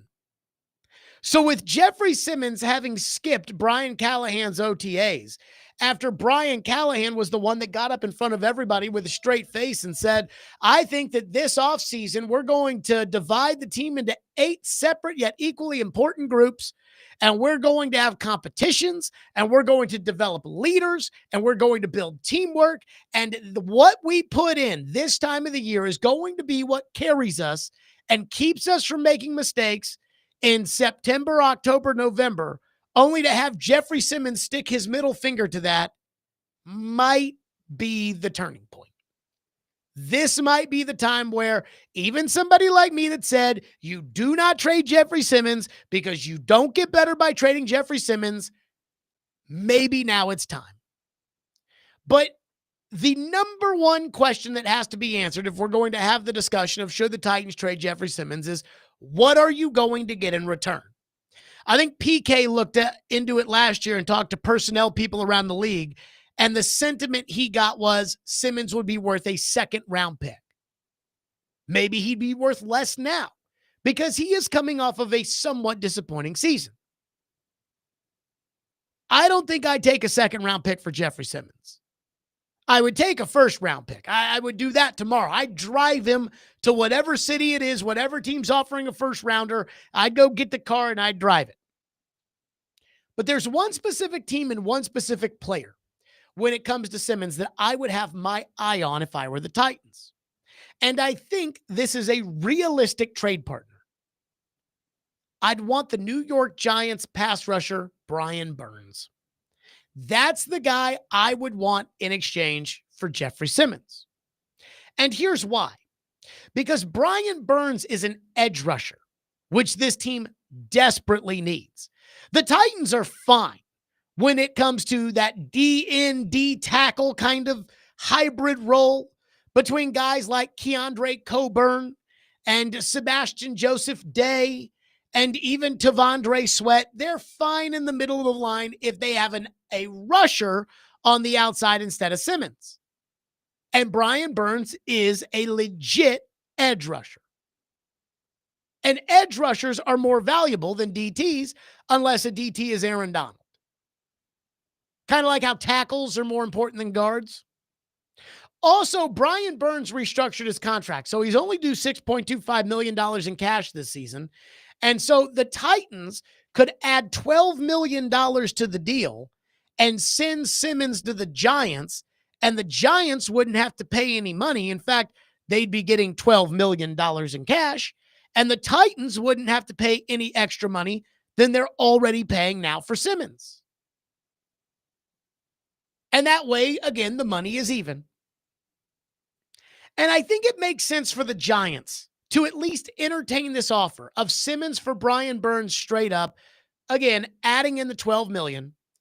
I think it makes sense for the Giants specifically because when it comes to them, they've already used high picks on Kayvon Thibodeau, who's going to have, a contract come due soon, and Abdul Carter, who they just used the 3rd overall pick on. And the Giants' defensive coordinator is Shane Bowen. Now, when the Giants drafted Abdul Carter, the line that they were telling people, and they drafted Abdul Carter by default. If they had had the first pick, they would have drafted Cam Ward. If they had had the second pick, they would have drafted Travis Hunter. But they drafted Abdul Carter because he was the 3rd best player and they had the 3rd pick. And the Giants told everybody at that point in time, well, you can never have enough pass rushers because when we won the Super Bowl, we had Michael Strahan, and then we had O.C. Umenyiora, and we had Justin Tuck, and we drafted Matthias Kiawanuka in the 1st round. And so we had all these pass rushers. And that sounds great. But go ask Shane Bowen. 3rd down and 4, game on the line, Jaden Daniels at quarterback. Do you want Brian Burns and Abdul Carter on the field and Kayvon Thibodeau on the bench? Or do you want Kayvon Thibodeau, Abdul Carter, and Jeffery Simmons all on the field at one time? And my guess is he would say, well, I'll take Jeffery Simmons on the field. Because if I were in their shoes, I would do that too. So if the Giants have already restructured Burns' contract where they gave him a big bonus up front and they only owe him $6.25 million, the Titans could eat $12 million on the Simmons contract, i.e. give it to Simmons as a signing bonus and then trade Simmons to the Giants to even out the money for everybody. The Giants would then have Simmons to go with Abdul Carter and Kayvon Thibodeau. I believe Simmons is somewhere in the ballpark of 25, 26 years old. Burns is 27 years old. So they're roughly the same age. And the Titans will get a real edge rusher out of it who, unlike Simmons, does actually sack the quarterback. And so before all of this, I said, look, don't trade Jeffery Simmons. I know. Jeffery Simmons drives me crazy. And I think he's a fake tough guy. And I think he's kind of soft. And I know he hates me. But I don't think he'd get better by trading Jeffery Simmons. Well, now, since Simmons has taken his pants off and mooned the entire team and said, F you guys, I'll go do my own training. I don't need to be here when Brian Callahan is trying to save his job with the idea of leadership and teamwork and leadership development and accountability. Screw all that. I don't need it. I do wonder if now's the time to get out. And if the guy to get out with is Brian Burns. My guess is the Giants would probably want to trade you Thibodeau before they'd want to trade you Burns. I'd rather have Burns. Trade for Brian Burns, put him at edge rusher, move Draymond Jones inside a little bit, expect sacks from Burns and Arden Key. Tavondre Sweat's going to play more. He's fine as a nose tackle. He doesn't sack the quarterback, which I would prefer, but fine. But this is kind of the first time that I've ever thought to myself, okay, this just isn't working out. And the Titans can't go back on Simmons is our guy. They can't go back on it. They're not going to strip him of the captaincy. They don't do things like that. So this is the first time I've said, all right, let's consider it. And that's the move I'd like to make. Simmons for Brian Burns straight up.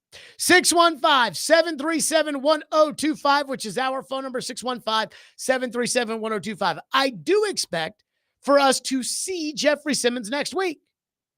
And I do wonder what Jeffery Simmons is actually going to say. We'll get to that next. Stillman & Company, 102.5, 106.3 The Game.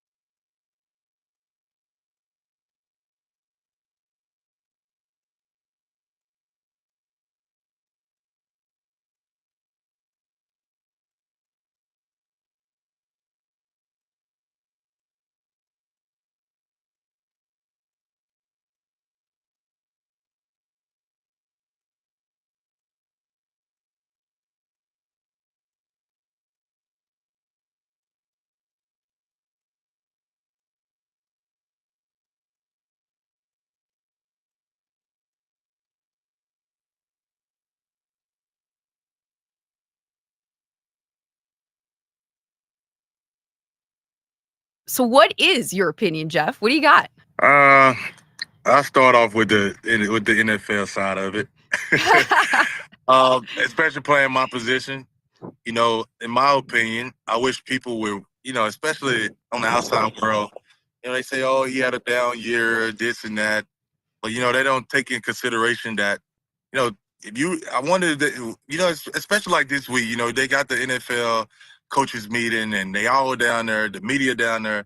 And why not just go ask some of these coaches, head coaches, what is your game plan against number 98 for the Tigers?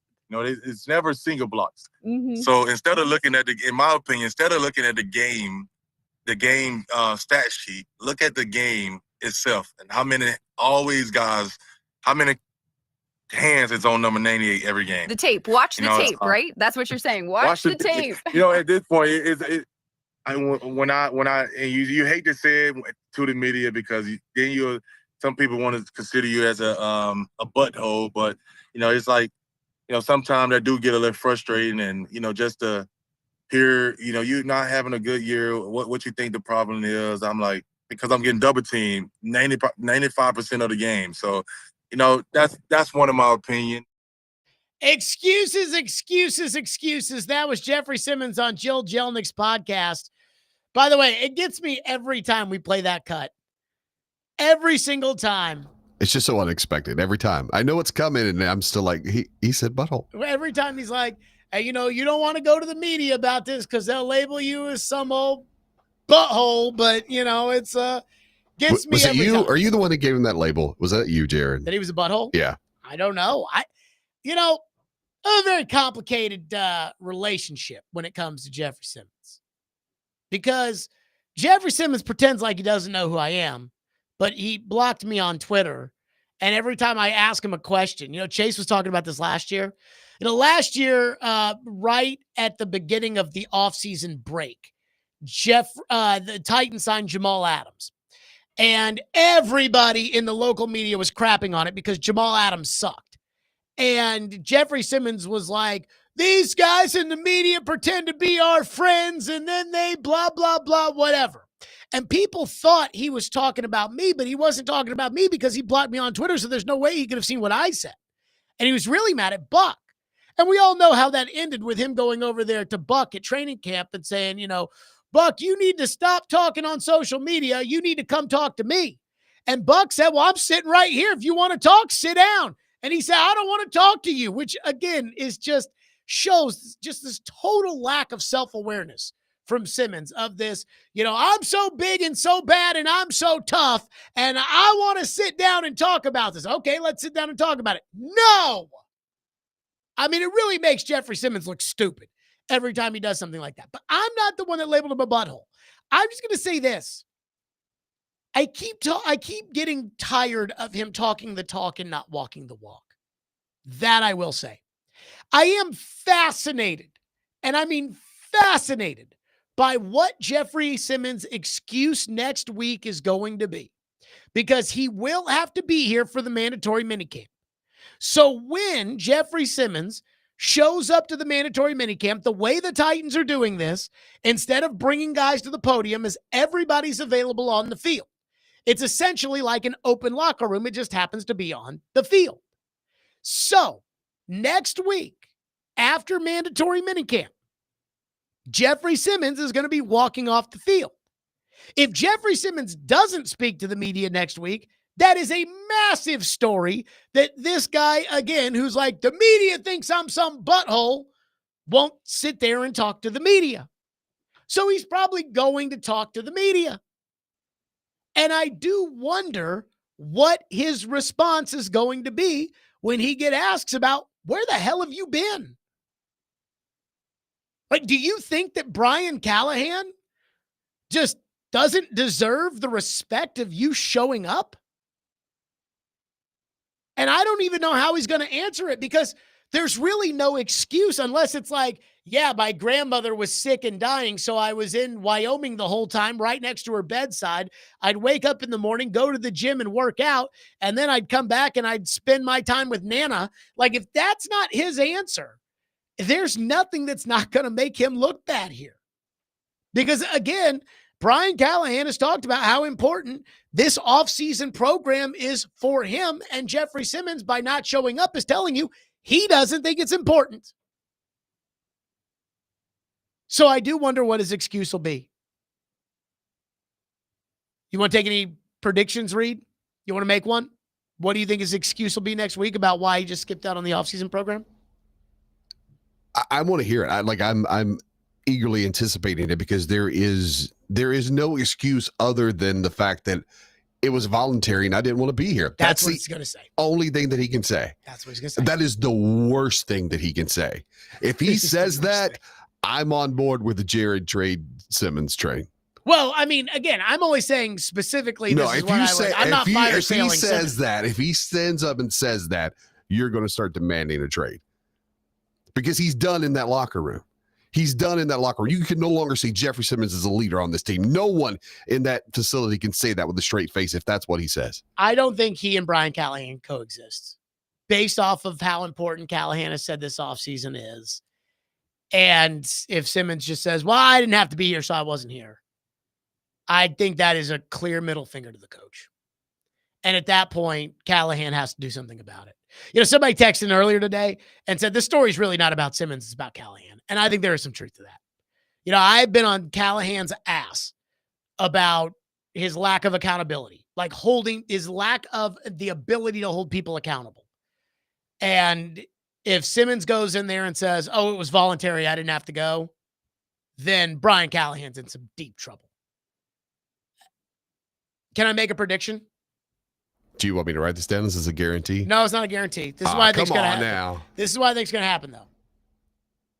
I think Simmons is going to say, oh, it was voluntary, and Callahan's going to do nothing about it.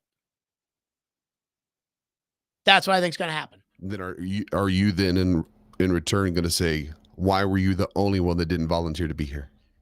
This is the volunteer state, Jeffrey. I know you're a Mississippi State Bulldog, but this is the state of Tennessee. We volunteer here. I think, I mean, I wasn't really talking like directly about my involvement in this, but I do think that if Simmons' only excuse is it was voluntary and so I didn't think I had to come, if that's Simmons' excuse and Callahan does nothing about it, I've talked about how if I was Callahan, I'd strip him of the captaincy. I would announce that I'm picking captains and you ain't one of them.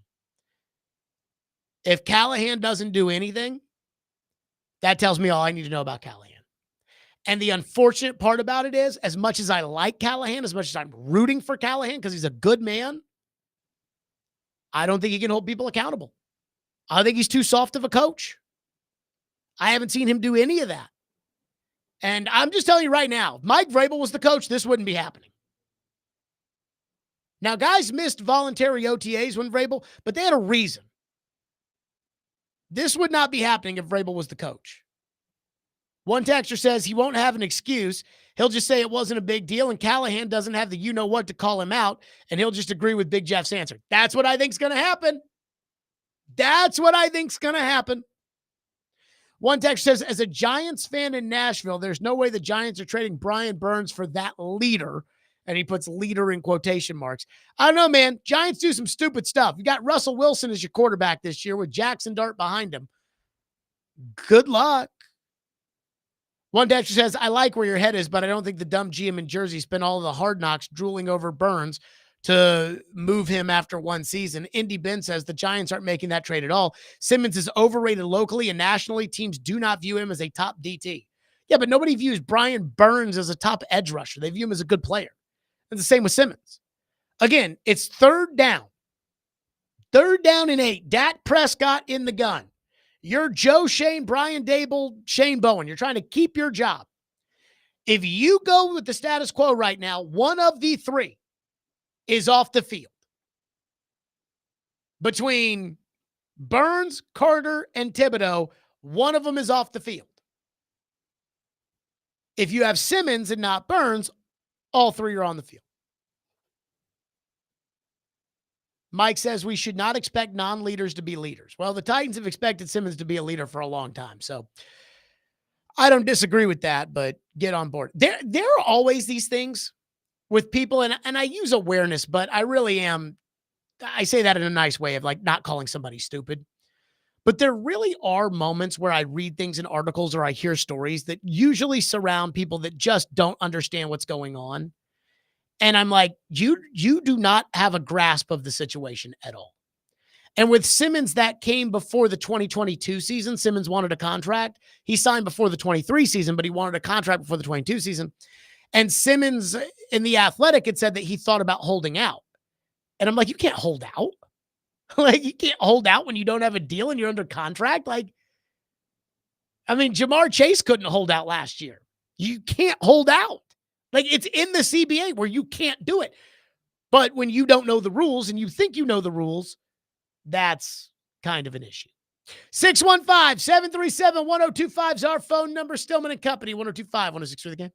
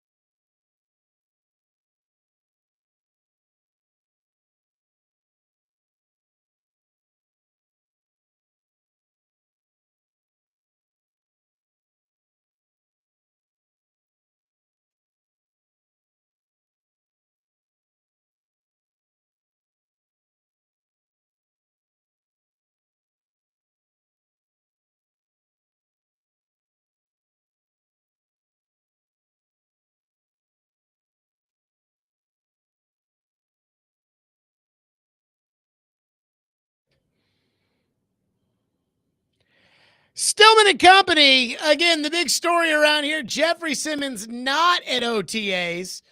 One texter into the text line says, why does Jared keep saying Mike Vrabel would not allow this unless there was a reason he let Ryan Tannehill drink Celsius on a boat? That was phase 1 voluntary conditioning. This is phase 3 offense versus defense helmets on. It's totally different. And if we could read, this was the Darren Bates Raw Room podcast in which we tried our best at editing this. This was Delaney Walker telling a story of when Mike Vrabel got mad that Kevin Dodd didn't show up for OTAs. This was from Darren Bates Raw Room podcast. Kevin Dodd. That's Dodd. Kevin Dodd. He didn't come to OTAs like he him. That's right. It's the non-man like he had got hurt or some shit, but it wasn't enough for him to be like not coming to OTA. Yeah. You can't try to play brother next year.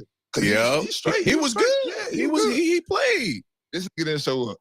Vrabel, first year, he get there. That might say, hey, he try to come sit down in front. He was like, this for players only. Players only. So he stood up. He just stood up on the wall. He said, oh, no, get your ass out. Like that. He didn't like mean that. seat. He meant this whole meeting. The whole meeting. Out the door. Get out. Hey, sweet. You think I'm playing? When they say that, like, Voluntary, that shit is not. It's not voluntary. I said, but like rabbit. There you go. So, again, like it's not voluntary, and yet Simmons is not here. Jason Fitz joins us on the program from Yahoo Sports and Fox Sports Radio. I know it's not a big national topic, Fitzy, that Jeffery Simmons hasn't shown up, but Brian Callahan went out of his way 2 weeks ago to say, we're going to separate the team into 8 separate yet equally important teams. We're going to develop leaders, teamwork, accountability. It's going to matter come October, November, December. This is going to be what changes our fortunes. And Jeffery Simmons has just decided not to show up with no explanation. How bad of a look is this for Simmons? I think it's a tough look, and we need to be clear here. Everything you just played echoes the sentiments of guys that I've talked to around the league and guys that I've talked to in the league that currently play. Yes, it's voluntary. Yes, when you don't show up, most coaching staffs have a chip on their shoulder about the fact that you didn't show up. Like, two things can be true, and for everybody sitting there saying, I don't want to hear it. It's voluntary. This is all much ado about nothing. Coaches, man, like every single time that they see you on the field, they have the opportunity to shape their opinion of you. When they don't see you on the field, it shapes their opinion. And like, two things can be true. He has every right when it's voluntary not to show up. Coaches have every right to then sit back and say, okay, well, like, does he want to be that guy for this team? And that's part of what they're trying to establish. You have to, when your team stinks, it takes special people to really change the culture. And I think Jeffery Simmons obviously is a special player, but does he want to be a special person that changes the culture? And that's up to him, man.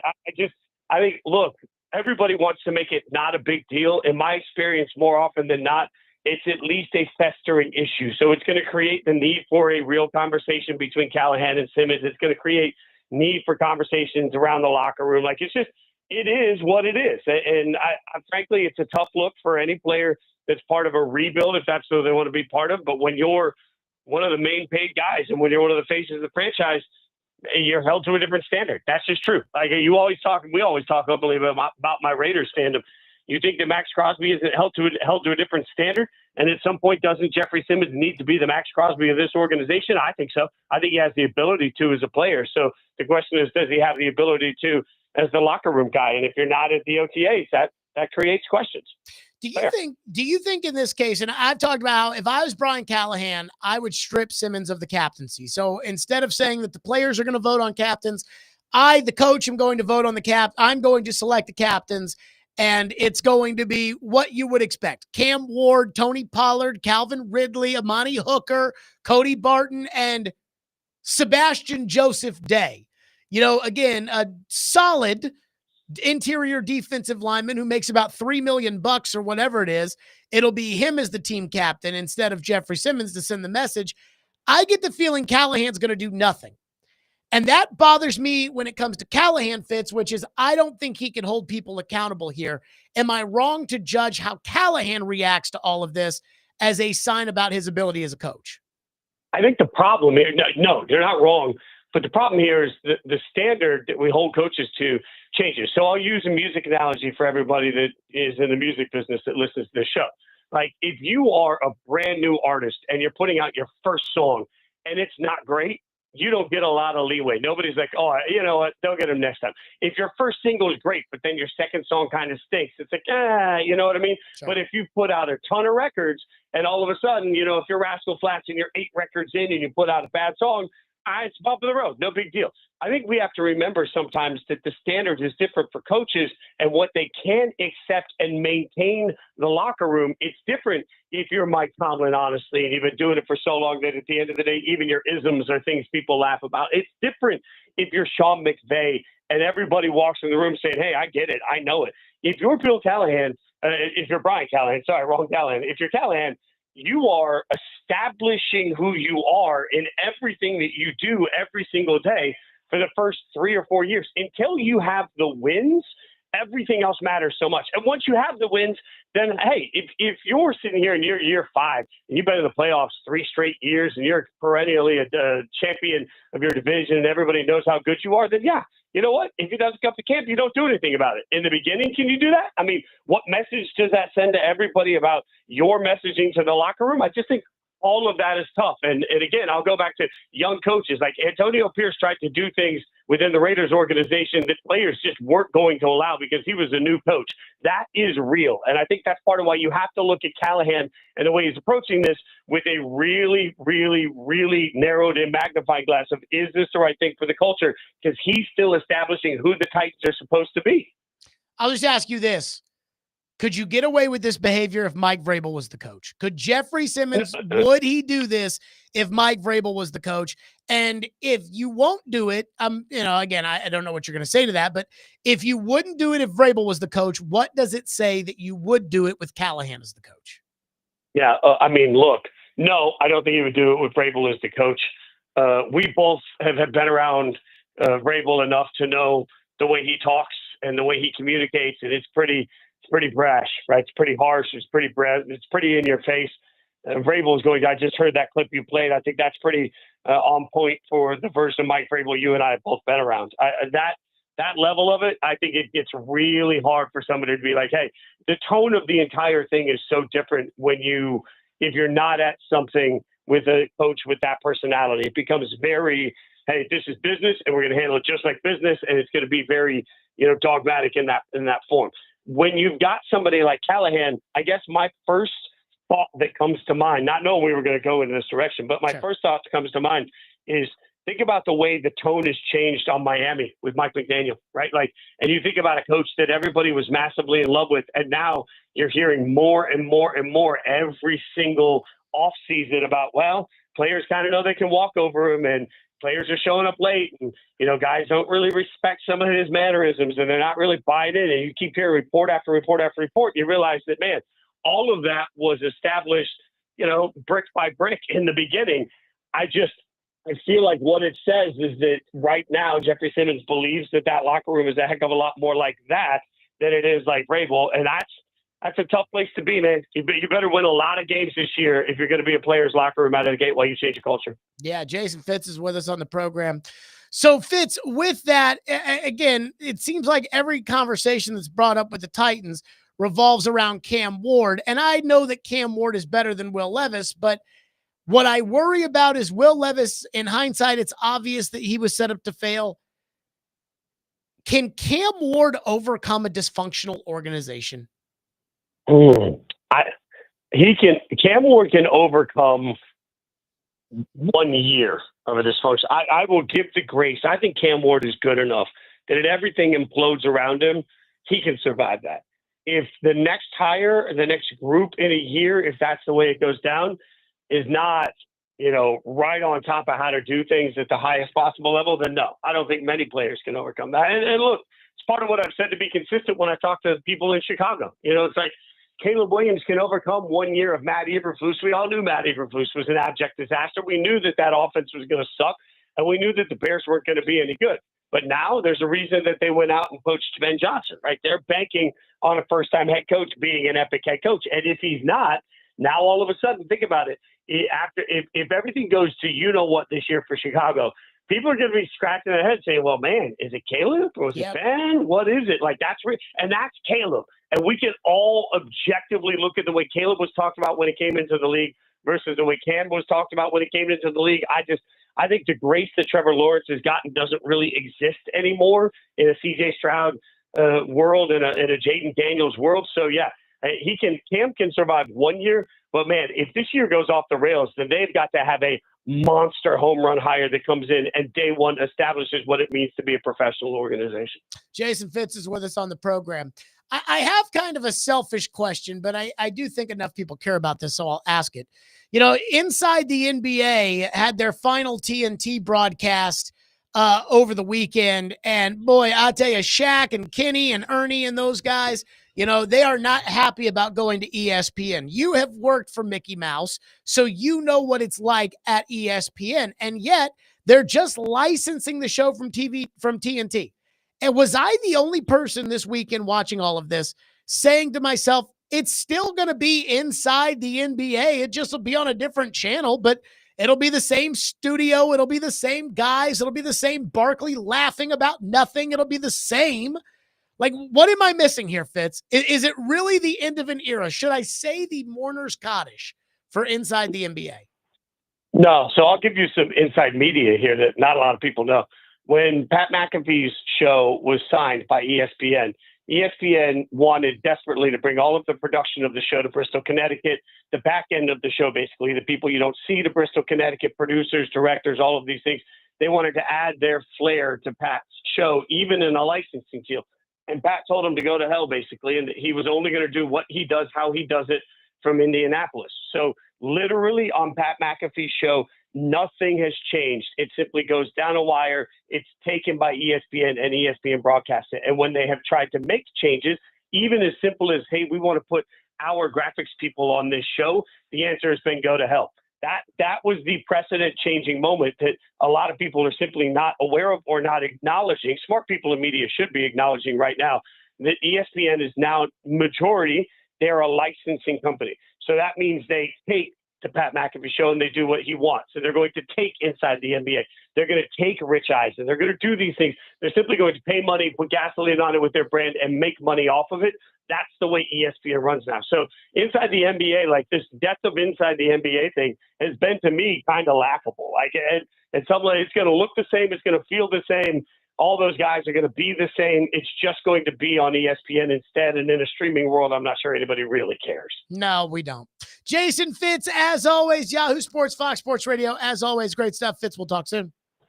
Appreciate you, brother. Have a great week. Yep, Jason Fitz on our program. I mean, again, like Shaq and Chuck and those guys were like, oh, it's awful. This is the end. And I'm like, but they're going to ESPN next year. And again, it's going to be produced by TNT. So what am I missing with all of this? 615-737-1025, which is our phone number, 615-737-1025 here on the program. There was a very revealing podcast interview that was done and a clip that came from it that, again, doesn't really tell me about the subject matter that's being discussed as much as what's really important that it told me about. That was a pretty open-ended tease. We'll get to that next. Stillman and Company, 102.5 The Game.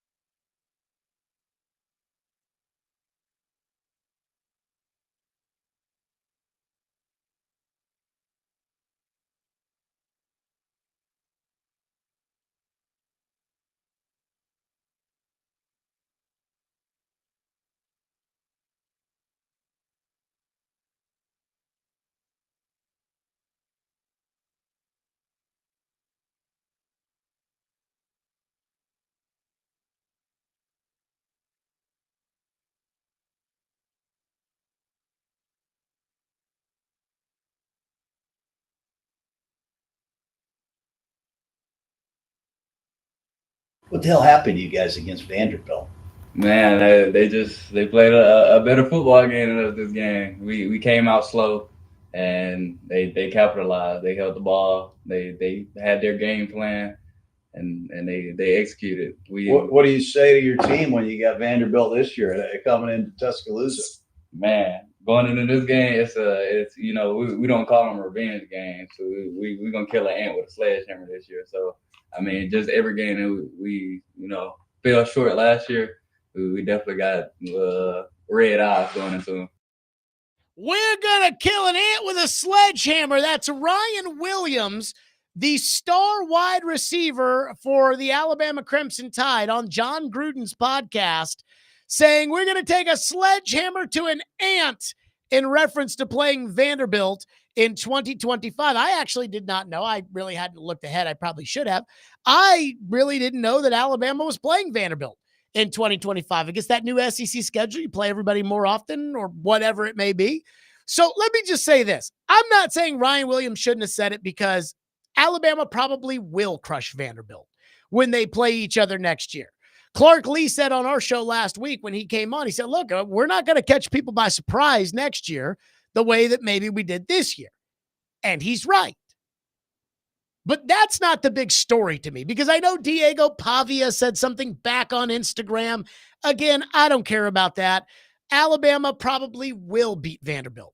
The only thing that would be more shocking than Alabama losing to Vanderbilt this year was Alabama losing to Vanderbilt last year.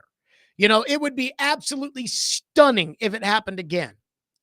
But the fact that Ryan Williams felt like he could just go and say that told me all I needed to know about Kalen DeBoer and the Alabama Crimson Tide. People always say you don't want to be the guy that replaces the guy. And in this case, Kalen DeBoer is in fact the guy who is trying to replace Nick Saban, who was really the guy. And as I say, hey, Jeffery Simmons is sticking a middle finger in the face of Mike Vrabel, which I believe. I'm telling you right now, Ryan Williams, if he was on a football team coached by Nick Saban, he would have never, ever, ever said anything like that. We're going to take we're going to take a sledgehammer to an ant. Because the first thing that would have happened if he had said that is he would have received a message at about 3 a.m. saying, Coach Saban wants to see you at 6 a.m. And you would not want to sit down with Coach Saban at 6 a.m. And see, this is the difference between Kalen DeBoer at Alabama and Nick Saban.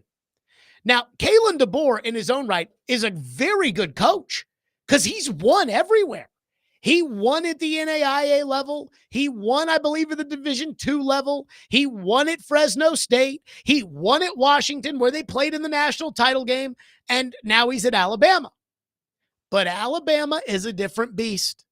And last year, Paul Feinbaum, after they lost to Alabama, Paul Feinbaum was just giving it to Kalen DeBoer and talking about how after they beat Georgia, they were doing interviews during the week, still talking about Georgia, where Nick Saban would never have allowed that. Jalen Milroe doing an interview on Wednesday about a game that happened last Saturday. Feinbaum was totally perplexed at how dare you. A texter into the text line said the Monday after Vanderbilt beat Alabama, they said, go back and watch Kalen DeBoer's Monday press conference. Not one word about Vanderbilt. I watched the entire 10-minute press conference. Nothing about Vanderbilt. And so, again, do I expect Alabama to beat Vanderbilt next year? Yeah, I expect Vanderbilt to beat Alabama. I expect Alabama to beat Vanderbilt next year. And I expect Alabama to beat Vanderbilt handedly next year. But do I expect Alabama to be as buttoned up as they've been with Nick Saban as a coach? Absolutely not. And Kalen DeBoer's way works. I know it works because he's had success as a college coach. But you're now on Nick Saban's turf. And success, by the way, is measured differently than it was measured at Washington. At Washington, he did a good job getting to the national title game and not winning it. You don't get credit for getting to the national championship game at Alabama. It's expected when you're the guy replacing Nick Saban that you're going to win that game. And there were a lot of things throughout the course of last year where I looked at Alabama football and I said, they just don't feel like Alabama anymore. And this is another piece of the puzzle. Again, buttoned up. That's what it was at Alabama under Saban. Kalen DeBoer kind of feels more like a free-for-all. And maybe it'll work. And maybe Alabama will win titles. But this does not feel like the Alabama of yesteryear. This reminds me of what Alabama was for my entire life until I turned 18 and Nick Saban became the coach. You know, when Mike Dubose was the coach, or Mike Shula was the coach, or Dennis Francione was the coach.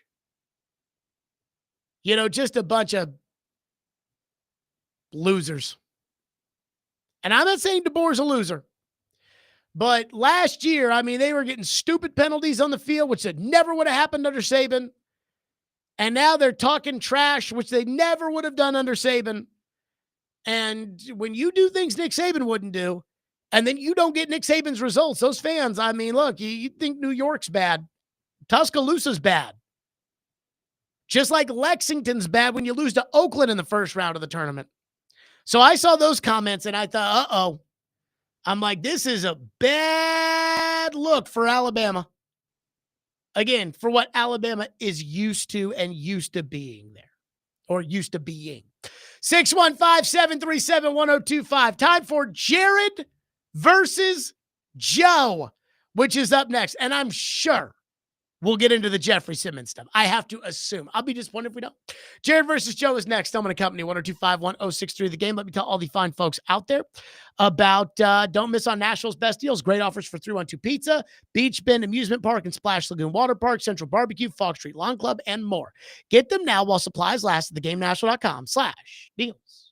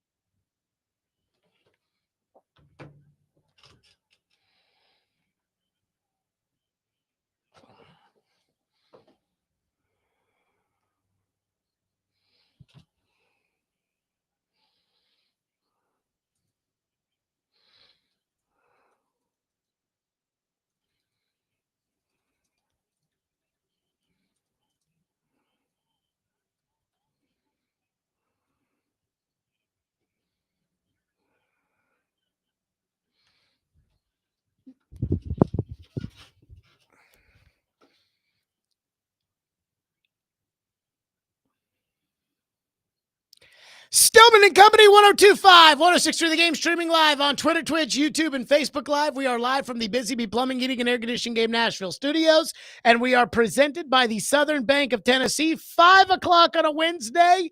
Joe Rexroad back in town finally, which means it's time for a little Jared versus Joe. Caroline Fenton is here with us. Hello, Caroline.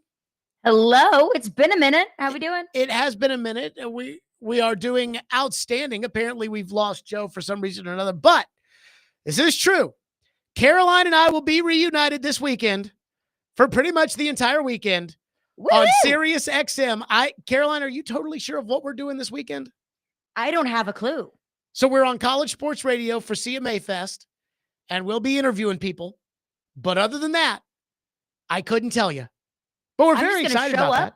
And have a great time. I mean, I'm very excited about it. So it'll be Caroline and I, and we will be on channel 84 on Sirius XM. The times, I think it's 11 o'clock tomorrow, and we'll be on throughout the rest of the weekend celebrating CMA Fest. Joseph Robinette Rexroad Jr. is with us, and with that, it's time for Jared versus Joe.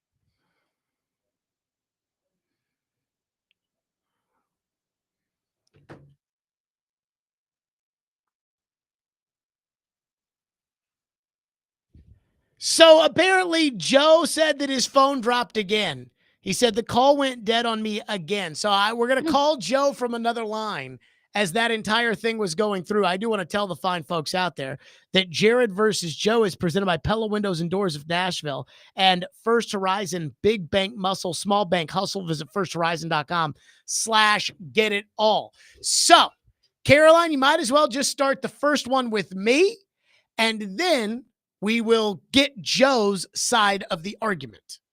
What kind of phone do we think Joe has? Flip phone? It might be on like us. a wireless? I did have Reed calling from a different line. Joseph, are you there? Joe? No. Hey, I'm just sitting here, man. I don't know what's going on, but I keep getting hung up on. Maybe we're doing it for fun, but we're not. Okay, Caroline, go. Okay, Jared, you go first. First question is, how bad is it really that Jeffery Simmons is not at OTAs? I think it's bad. I mean, is it like the end of the world that, oh, now the Titans, which I thought were going to be a 5-win team, are now going to be a 2-win team? No, it's not. But do I think it is a sign that this guy that the Titans have propped up over the last couple of years to say, this is our leader, the self-appointed team spokesperson, Jeffery Simmons, is kind of a phony? And not only that, I don't think there's anybody in that building that will push back on Jeffery Simmons. There certainly hasn't been anybody in the building over the last couple of years that's pushed back on Jeffery Simmons. And now he's just saying, after Brian Callahan spent a week telling us how important singing Kumbaya was going to be for the development of this football team, how it's going to be these 8 separate teams with the teamwork and the leadership development, how that was going to play a big role in the team winning games in September and October and November. And Jeffery Simmons is just saying, yeah, I don't care about any of that. That is an indictment of the coach, not about the coach's leadership, but it is an indictment of what Simmons clearly thinks of the coach. And I am fascinated by what his explanation will be next week, because it's voluntary is not good enough. So I think that this is absolutely a train wreck for the Titans. And I think it's an embarrassment for Brian Callahan, especially considering who the last coach was, and that you know that this would not have been okay with Mike Vrabel as the coach. So you went from, I think it's a big deal, but not that big deal too. It's a train wreck. Yeah, I don't think it's no deal. I think it's not a good thing for Jeffery Simmons trying to, again, claiming to be a leader and a great player. I think it's a bad thing for Brian Callahan with his leadership exercises he's doing. to not have one of the main guys. I will say you brought in Vrabel, and I am genuinely asking this, but I'm pretty sure the answer is yeah. I mean, there were some people who skipped voluntaries during the Vrabel era, right? I think I believe Danico Autry did once. I mean, there were guys who were key guys who skipped voluntaries, right? So, during Vrabel. I think the He guys didn't melt down. I think the guys that like skipped them all were Nate Davis skipped them all, and we know Vrabel hated Nate Davis. And then Kevin Dodd skipped him, and we played the cut of how Vrabel basically kicked Kevin Dodd off the team for skipping OTAs. And then like Kevin Byard missed OTAs, but that was a contract dispute. And like as a former player and member of the union, I think Vrabel understood the context of that. Whereas this is Jeffery Simmons, who is in town, by the way, from what I've been told. Jeffery Simmons just saying, yeah, nah, I don't feel like coming. And that would not have set well with Vrabel.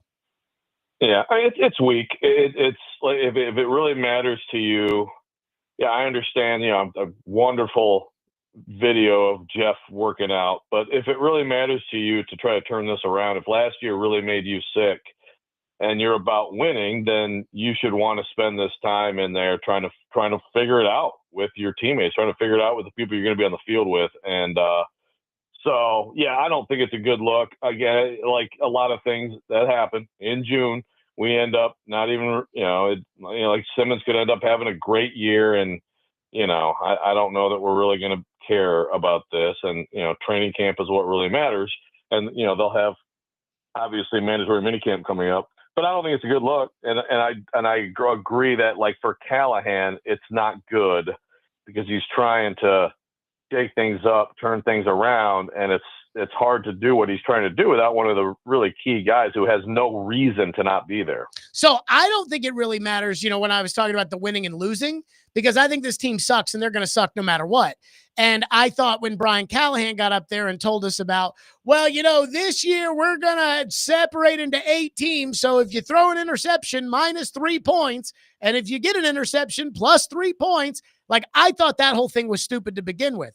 But if that's the route he chose to go, like, I think he chose that route over the making real big changes to the organization and the way he does business, because I just think that Callahan's too nice. I don't think Callahan can hold anybody accountable. But if this is going to be the way that you're going to dig yourself out of this hole, then you need everybody to buy in, especially probably the highest paid or one of the highest paid players on the team. And Jeffery Simmons is clearly not bought in if he's doing the exact opposite of what Brian Callahan says is important. But again, like, the difference between how many games they'll win because Simmons isn't there, I think is negligible, because I think this team sucks anyways. And I think Callahan's plan is foolish. But if that's the plan, it would be nice to get the players on board with the plan, if that makes any sense. Yes, I'm glad you could tack on the word sucks a couple times. I know it's hard to go like 5 minutes without saying But do you understand what I'm saying? Yeah. So again, you're like, well, you're saying it doesn't really matter, but it does matter. Well, it matters in principle to me that one of the highest paid players and one of the most visible players on the team, a guy the team has propped up for years as this is our leader, the fact that he is like, screw the coach's program, is not a good sign. That doesn't mean that I think the coach's program is going to make a difference, because I don't. But I do think that as far as like Simmons basically saying, oh, no, thank you to the program, that's a big deal. Yeah, we mostly agree on this. Caroline, what's next? Okay, Joe, you go first. How should Brian Callahan react whenever inevitably it is going to be asked by someone, whenever Jeffery Simmons comes back, that, hey, OTAs, it's voluntary, I don't have to be there? How do you think Brian Callahan should react to the it's voluntary reaction that we are inevitably going to get? Okay, you got to help me on this one. So wait, when he's asked about Simmons, how should he answer? So when Jeffery Simmons is asked about why he wasn't there and he says it's voluntary, how should Brian Callahan react? I don't know that I don't know that it helps Brian Callahan publicly to do anything. It is voluntary. So, I think it's disappointing if you're Brian Callahan And to me, it's like you sock that away. Like, well, this guy says he's about it, but he's not here. But I mean, if you're referring to like discipline for him, I would say, I mean, first of all, I don't think you can even do that. I don't know if that's what you mean, but if you mean just like publicly how he should react, I don't think it helps him to turn this into a thing. To me, you want this to be as little of a thing as possible because you badly need Jeff Simmons to have a bounce back year, to be one of your key players. Yeah, to be a leader of some kind. I mean, look, I agree with Jared and others who say, this team, one of many issues for this team is that it has had such a leadership drain in the last couple of years. And he's not the guy to step up, on the front line of that and fill it. But he still has to be some kind of leader for you. He has to be. And he has to be one of your best players. So you got to hope that he has been working his butt off, that those awesome videos of him working out represent just absolutely ab-shredding workouts, and that he's at least ready to be a pro and come in and play. I wouldn't indulge it much at all. You have to move forward and try to be pros. I think the days of Brian Callahan filing this away for later are over, and I think there needs to be some action taken. Now, Joe's right. Brian Callahan can't publicly come out and say, well, he missed the voluntary OTAs, so we're going to fine him. You can't do that. The collective bargaining agreement doesn't let you. In fact, the collective bargaining agreement doesn't even let the coaches publicly reprimand guys who miss the voluntary workouts that we know really aren't all that voluntary. But here's what I would do if I were Brian Callahan. And I said this last week, which was I would strip Simmons of the captaincy. I would say in September or whenever he wants to announce it, that this year I've decided instead of the players voting on the captains, I'm picking the captains. And our captains are going to be Cam Ward, Tony Pollard, Calvin Ridley, pick one of the offensive linemen. I mean, Lloyd Cushenberry, whomever. Amani Hooker. Why Calvin Ridley? Well, again, I'm just saying whoever the hell the captains are, Joe, it's going to be all these guys and Sebastian Joseph Day and not Jeffery Simmons. And I'm just going to leave it at that. Because every time Simmons has challenged Callahan, we've seen Callahan basically kind of back into the corner. And I think this is another Simmons challenging Callahan thing. So how are you going to be able to hold anybody accountable if Jeffery Simmons is testing you constantly and every time he does, you kowtow to him? So I think this is a big crossroads for Brian Callahan. And my biggest knock on him, I think Callahan is a good man. I am not convinced he's a good coach. And what I am worried about when it comes specifically to Brian Callahan is that he cannot hold guys accountable.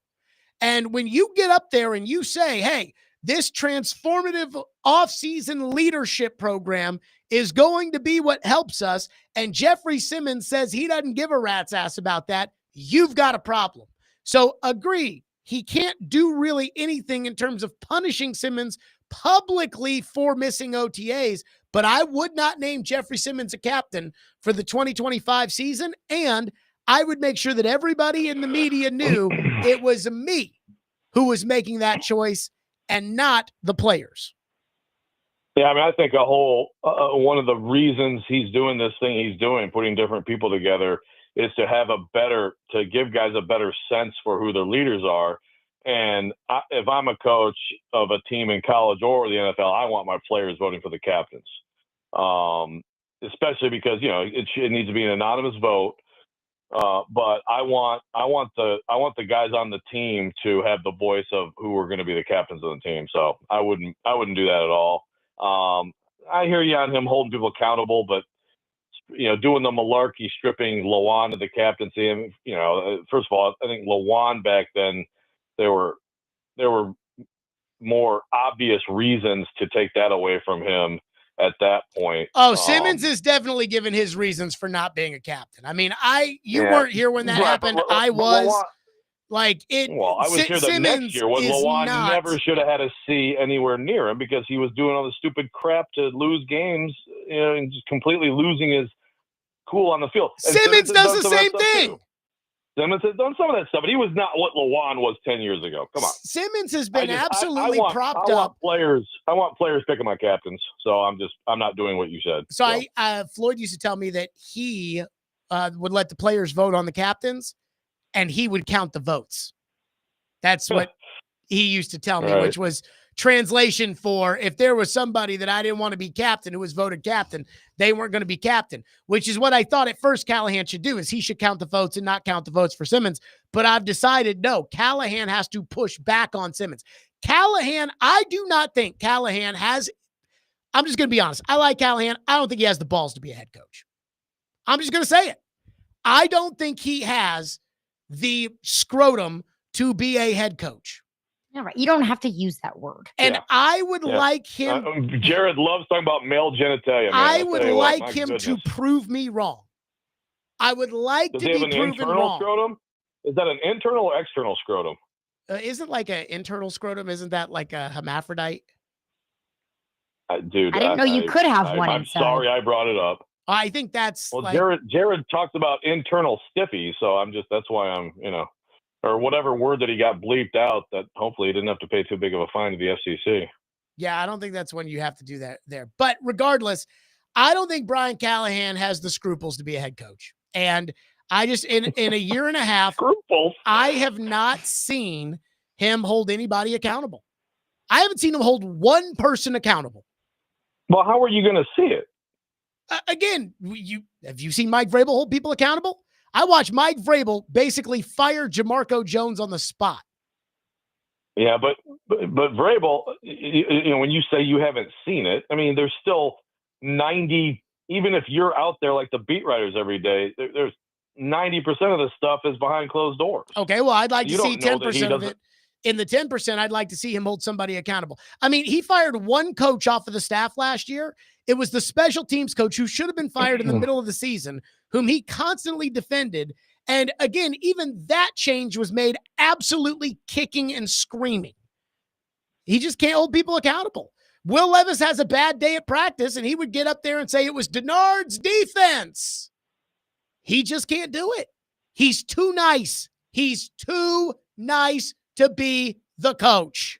Well, I also think we need to start talking about how Jeffery Simmons isn't actually a leader on this team. Oh, we have been talking I feel about like that. we've had this conversation every single year since I joined the station in 2021 of Jeffery Simmons doing something stupid and embarrassing or whining on social media or not showing up or unfollowing the mascot on Instagram. Like, just because he's a good player doesn't mean he's a leader. He's clearly not a leader on this team. Well, I mean, hey, Rand was up there last year in the booth talking about how Jeffery Simmons went up to him and said, thank you for fixing the right side of the line. So,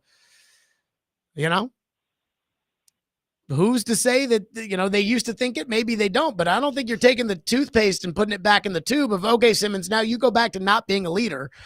I mean, that I should see, though. More Jared versus Joe next. Stillman and Company, 102.5 The Game.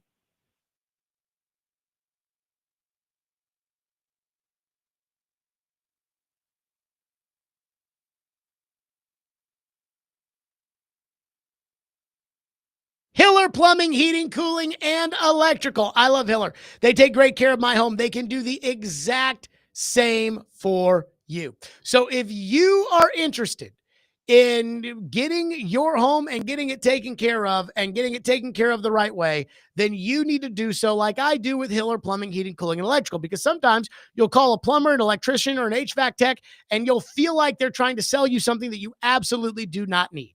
If a deal sounds too good to be true, like a $29 tune-up or a $99 club membership, it is. And the reality is that they'll have to find something to fix so they can cover their costs for the discounted club memberships. Unlike the other guys, Hiller does not offer deals designed to trick you or to sell you something you don't need. And you hear me talking about how much I love Hiller all the time. They are the best. That's why I trust them in my home. That's Hiller Plumbing, Heating, Cooling, and Electrical, proud supporters of the Preds, the Vols, and Vandy. Hiller, call the Happy Face Truck today.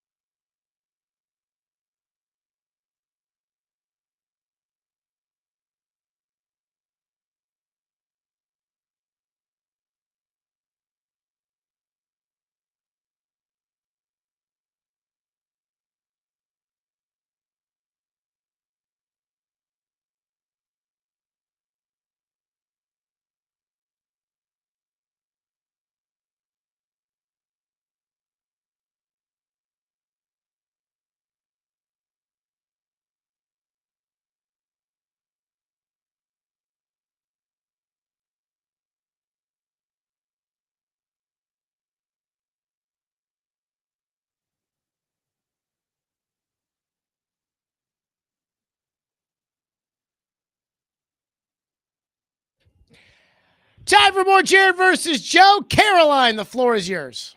All right, Jared, you go first.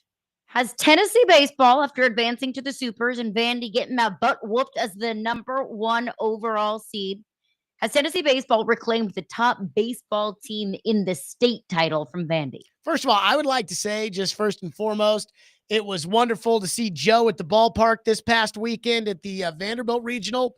But I was very disappointed, Caroline, that Joe, who is a national college writer for The Athletic, not a Vanderbilt writer, not a local writer, but a national writer, did not stay for the regional championship game. Shame. I just wanted to get that out of the way. Yeah, it was great to get to sleep early that night. If Louisville does something here, we'll keep an eye on them. You should be driving up there this weekend and covering that series as a national writer for The Athletic for a subscription I pay for. But more importantly, no, the Super Regionals. Here's the thing about the Super Regionals, and I'm not knocking Tennessee because it's great for them that they've been to 5 straight Super Regionals. But the Tennessee fans came out of the woodwork over the weekend and on Monday night, be like, we're in the Supers. This is our state.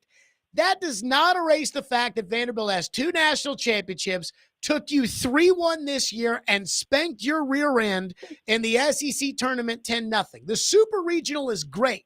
I'm not knocking it. But if you're an elite program, and at this point in time, Tennessee is an elite program, the Super Regional really just isn't that big of a deal. Like, I root for a team that I would say is an elite college baseball program. And Tennessee is more of an elite college program than Louisville is because they've won a national title and we haven't. But like the Super Regional is great, but we don't sit there and say, oh yeah, remember when we went to that Super Regional? I don't even think we put up banners for the Super Regional. Caroline, you went to a school that is an elite baseball program. Do you really look back at the Super Regional and say, oh yeah, remember when we made the Super Regional?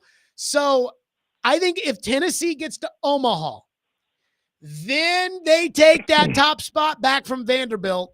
It is a shame that Vanderbilt has not made a Super Regional in the last 4 years, and it is incredibly embarrassing. But I think they have to do that before they get the top spot back, which they lost by losing 2 out of 3 at home and getting spanked 10-0 in the SEC tournament. What are Can you I ask you a talking question? about? Yeah. What are you talking about? Is this because you just hate Tennessee baseball? No. I mean, again, I don't. Hey, look, it's easy to hate Tennessee baseball. Jared. Like, let's be clear. I'm happy that Louisville's in the Super Regionals, but it's not like, again, I'm sitting there saying like, oh, we made it to the Super Regionals. If you're an elite program, this is the Sweet 16 of baseball. If you're an elite program, you don't hang a Sweet 16 banner in your gym. They don't have Sweet 16 banners at Kentucky. So, like, that's how I feel about the Super Regional. Right. Jared, Tennessee is the defending national champion. They've dominated Vanderbilt for several years. They're in their 5th straight Super Regional. Vanderbilt has not been there in 4 straight years. They didn't take anything back in the first place. What are you talking about? They took the top spot back when they took 2 out of 3 in Knoxville and beat them 10-0 in Hoover. To me, they took the top spot back. So again, the last few years when Tennessee has outperformed them in every way, as the defending national champ, having beat them every other year since 2022, they've been dominant. So 22, 23, 24, complete domination for Tennessee. Those 3 years, 5 straight to the second weekend. Only one of those years did they not go to Omaha. They're the defending national champ. And Vanderbilt, which, yes, did win a national championship in 14 and 19, you're saying this makes no sense whatsoever. So I believe I believe that Tennessee, their national championship last year, like you're talking about them being the defending champs. To me, that's over. That was last year. So their championship is the same as Vanderbilt's 14 and 19. Why do Vanderbilt's titles in 14 and 19 matter more then? Why do those Because matter? there are 2 of them. Oh, okay. There are 2 championships. ridiculous. Do you count University of Tennessee football's national championship from like 1952? First of all, it was 1951, and the Sagarin rankings actually Was say it that 51? Kentucky I was was not the I was national not far off. champion. But they count it. I mean, Alabama counts like Of course 40. they count it. I was going to say Alabama counts like 47 national titles that are disputed where other teams count a national title too. Sure. I count 51's championship for Tennessee, the one that Kentucky you also do not. claims. Well, I mean, Kentucky claims it as a national championship. Bear Bryant was their coach. How am I supposed to know? This has been completely lopsided, Jared. Jared, this has been completely lopsided. So 1 year you get a 2 out of 3 for Vandy, and they kick their butt in one game in the SEC tournament, and that flips it? So I do not believe that Tennessee had overtaken Vanderbilt until Tennessee won the national title last year. At that point, but that 2 out of 3 takes it away, though. The 2 God. out of 3 and the 10-0, the 3 out of 1 to me was a legitimate counterpunch back by Vanderbilt. You know, winning in the rivalry matters. And Right, just it's a getting to counterpunch. the Right. just getting to the super regional doesn't undo that. Getting to Omaha, which is the standard for an elite program in college baseball, getting to Omaha would undo that, and I would That's give it back to true. Tennessee. And again, it's been since 21 that Vanderbilt's even gotten to the second weekend. So you're right. Tennessee wouldn't put banners up for getting to this level, but consistently they do every single year, while Vanderbilt consistently doesn't every single year. This is a ridiculous argument. Not only that, Vanderbilt has won 2 of the last 3 SEC titles. I mean, that has to count for something in a rivalry where both teams are in the SEC tournament titles. Yes, where both teams are in the SEC. Yeah. Uh-huh. Let me just It's say the SEC this. tournament. I went to a university that is one of the historically greatest baseball programs in the history of this sport. We have not won an SEC tournament since 2017, and no ain't one nobody cares. care. Ain't nobody cares. care. Where would you We've put been to LSU? 2 College World Series since then, and we have won 1. That's what matters. Where would you put LSU in terms of the pantheon overall? Like, would you put them number 2 behind Texas?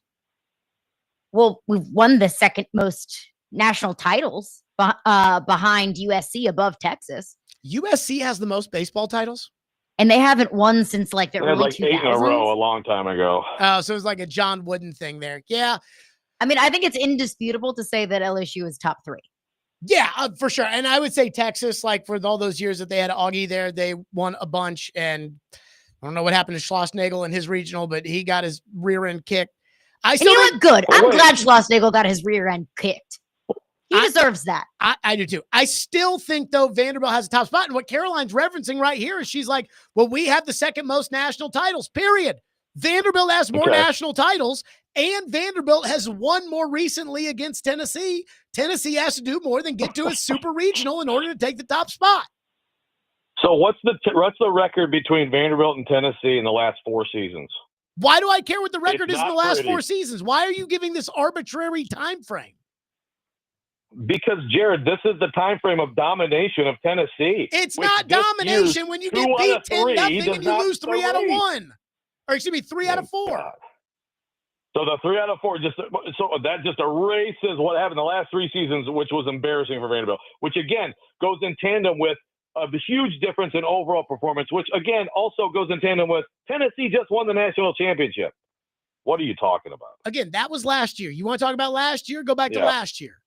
But Yeah, I'm that's talking true. about Let's overall of the keep talking about rivalry. the SEC tournament. Let's keep Tennessee talking about the right SEC now tournament. is a step behind Vandy. If they win 2 out of 3 Half this of these weekend, programs couldn't and I don't care think they're less going about to. the SEC tournament. But again, 2 out of 3 this weekend against Arkansas, and they'll take the top spot back. Now, I don't think they're going to win 2 out of 3 against Arkansas this weekend, but if they do, then they get the top spot back. That's just how I feel about it. Caroline, what's next?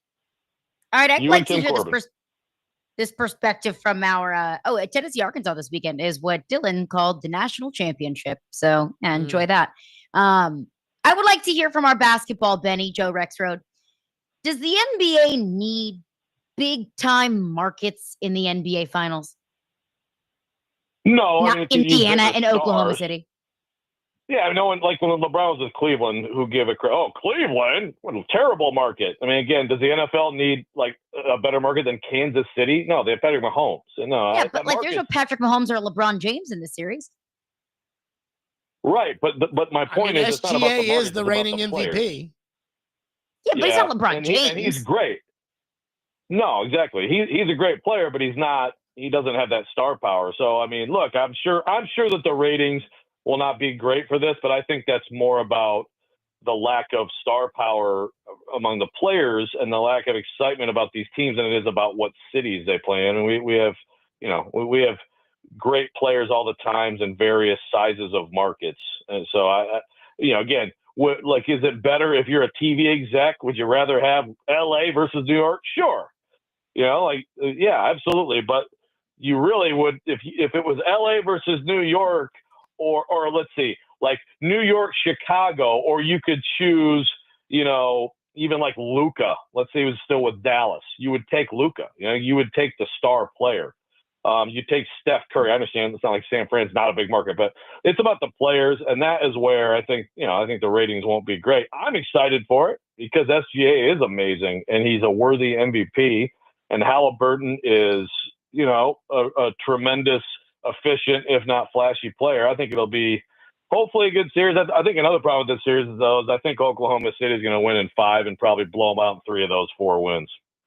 You know, it's kind of crazy. Like, I'm just kind of looking at the previous viewership and things of that magnitude. In 95, when the Houston Rockets played the Orlando Magic, which is off the top of my head, you know, where we didn't have, and I mean Hakeem, yes, but, and I guess Shaq, but we didn't have Shaq was a big star. We didn't have, you know, that kind of superstar type player, although Hakeem and Shaq were pretty big time at that point.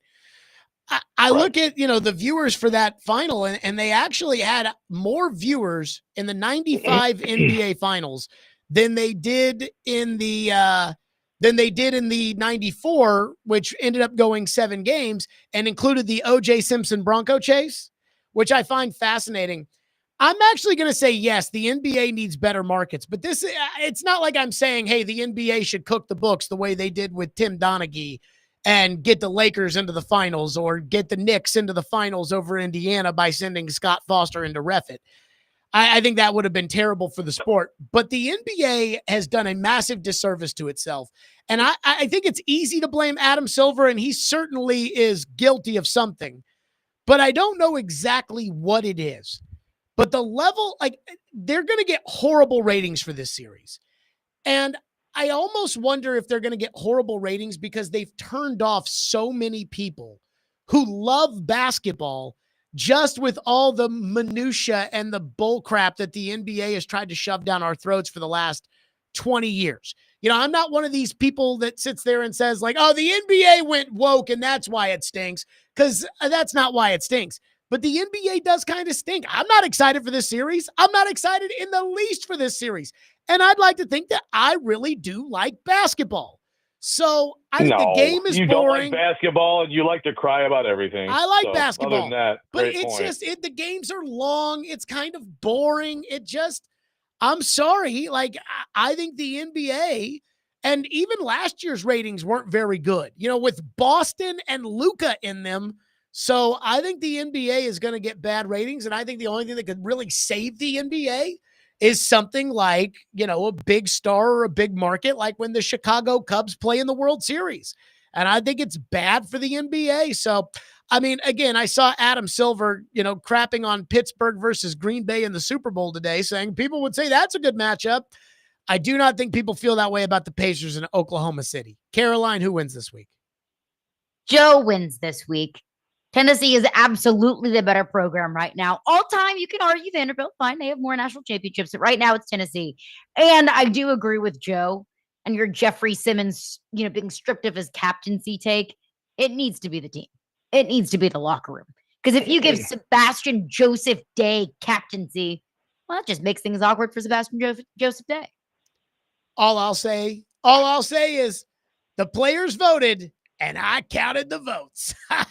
All I'm gonna say is that Robbie's got a rant already like lined up because of your take on Vanderbilt Tennessee baseball. So get ready tomorrow. Oh, I stand by it. I stand by it. It's a terrible take. I stand by it. Of course, Robbie has that opinion. And Robbie's a Tennessee fan. And this is by somebody who Yeah, thought but he's a Vanderbilt. level-headed Tennessee fan, though. Yeah. This is from somebody who thinks Vanderbilt totally crapped their pants this past weekend, and that Tim Corbin made a terrible decision with his pitching staff and looked like a total a-hole for the way he answered that question with Aria Gerson after the game on Saturday night. And I still think they're ahead of Tennessee. Yikes. Ladies, gentlemen, thank you so much. Jared versus Joe. Speaking of the NBA, yes, see you tomorrow. Speaking of the NBA, there is something that I just have got to get off my chest. We'll do that next. Stillman & Company, 102.5, 106 for the game.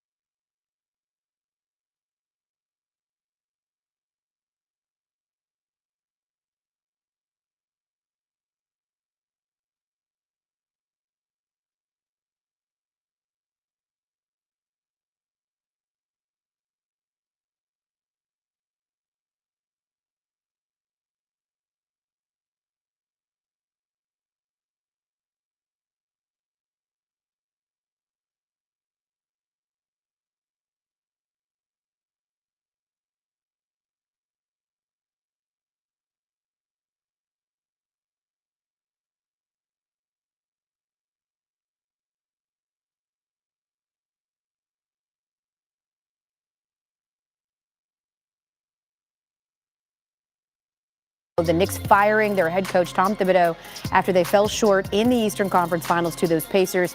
He led them to the playoffs in 4 of his 5 seasons, took them to the conference finals for the first time in 25 years, but that title drought is longer. It's 52 years. So this story comes across your news feed, and what are you thinking? It's a damn shame. A damn shame. Tom Thibodeau did not deserve to lose his job. Tom Thibodeau was not the one in game 1 of the Eastern Conference Finals that smoked the double-digit lead at the crib in the fourth quarter. He was not on the floor to smoke that. That was on the players. Tom Thibodeau wasn't a defensive liability on the floor like Jalen Brunson and Karl Anthony Towns. Karl Anthony Towns, it's not on Tom Thibodeau that you allow Rick Carlisle to put Pascal Siakam on you and guard you in the low block and be successful at it. It is not on Tom Thibodeau that Jalen Brunson outside of game 5 was scored on 68% of the time. That's not on coaching. And I think it's bad for the league. It sends a bad message when you got 2 teams in the NBA Finals right now. That is a perfect example of what it looks like when the general manager in the front office runs the organization and not the players. Okay, so I'm not exactly Mr. NBA over here. And I was stunned yesterday when I was on the midday show and Adam was like, breaking news, Tom Thibodeau's fired. And I'm like, really? They fired Tom Thibodeau? But does this not go back to the rant I had to open the show last Thursday when I said sports fans are too entitled? So help me understand something here. The New York Knicks have been awful for the last 20 years? They won the Eastern Conference the first year Jordan was retired in 99 with Patrick Ewing and Grandmama and all of that. I think I did that right, the little LJ for Larry Johnson. But again, they haven't mattered since then. The only reason anybody pays any attention to the Knicks is because they're in New York. So they're a famous team, but they're not actually good. They're like the Dallas Cowboys on steroids, but at least the Cowboys actually have some seasons where they've mattered. Not mattered enough, but where they've mattered. And so Tom Thibodeau, again, not Mr. NBA over here, not monitoring the day-to-day of the Knicks, but he wins 50 games in back-to-back seasons for the first time since the Knicks really were something in the early 90s. He gets to game 6 of the conference finals. And that's not good enough? That's not good enough. What planet are we living in? And this reminds me of something that Shannon Sharp asked Snoop Dogg one time. He said, why can't Brian Billick, who was a good head coach, as much as it pained me when he was winning games for the Ravens, he was a good head coach. And Shannon Sharp said, why can't he get an interview? And we have all these bad coaches out there. And Snoop Dogg said, because he knows how to win. And apparently, as Snoop Dogg would say, they like coaches that like to lose. And then brought up Marvin Lewis. Again, this guy won 50 games 2 years in a row, got to the conference final, lost in game 6, and they fired him? But Jared, did you see the substitution choices in game 1? That's why you fired the coach? Again, sports entitlement. It's like rich people. Every time my stock goes up by $5, I wish it went up by 10. The Knicks haven't been relevant for basketball reasons in 20 years. They get relevant, don't win, fire the coach. I mean, it's a joke. And yet then we get coaches like Brian Callahan that win 3 games and keep their job. I don't get it. I just don't get sports anymore. People cannot be objective about their own teams. It is really disheartening. Stillman and Company, 102.5 The Game.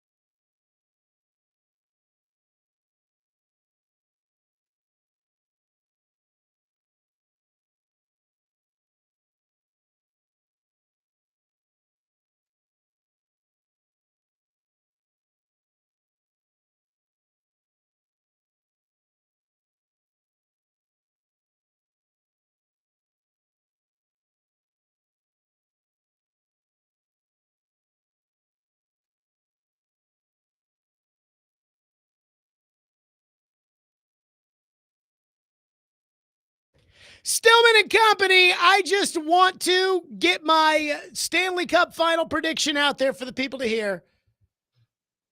Florida in 6. So I am excited for the Cup final for the rematch again. I'm taking the Panthers in 6. That's it for us. Stillman and company. We'll see everybody tomorrow at 2.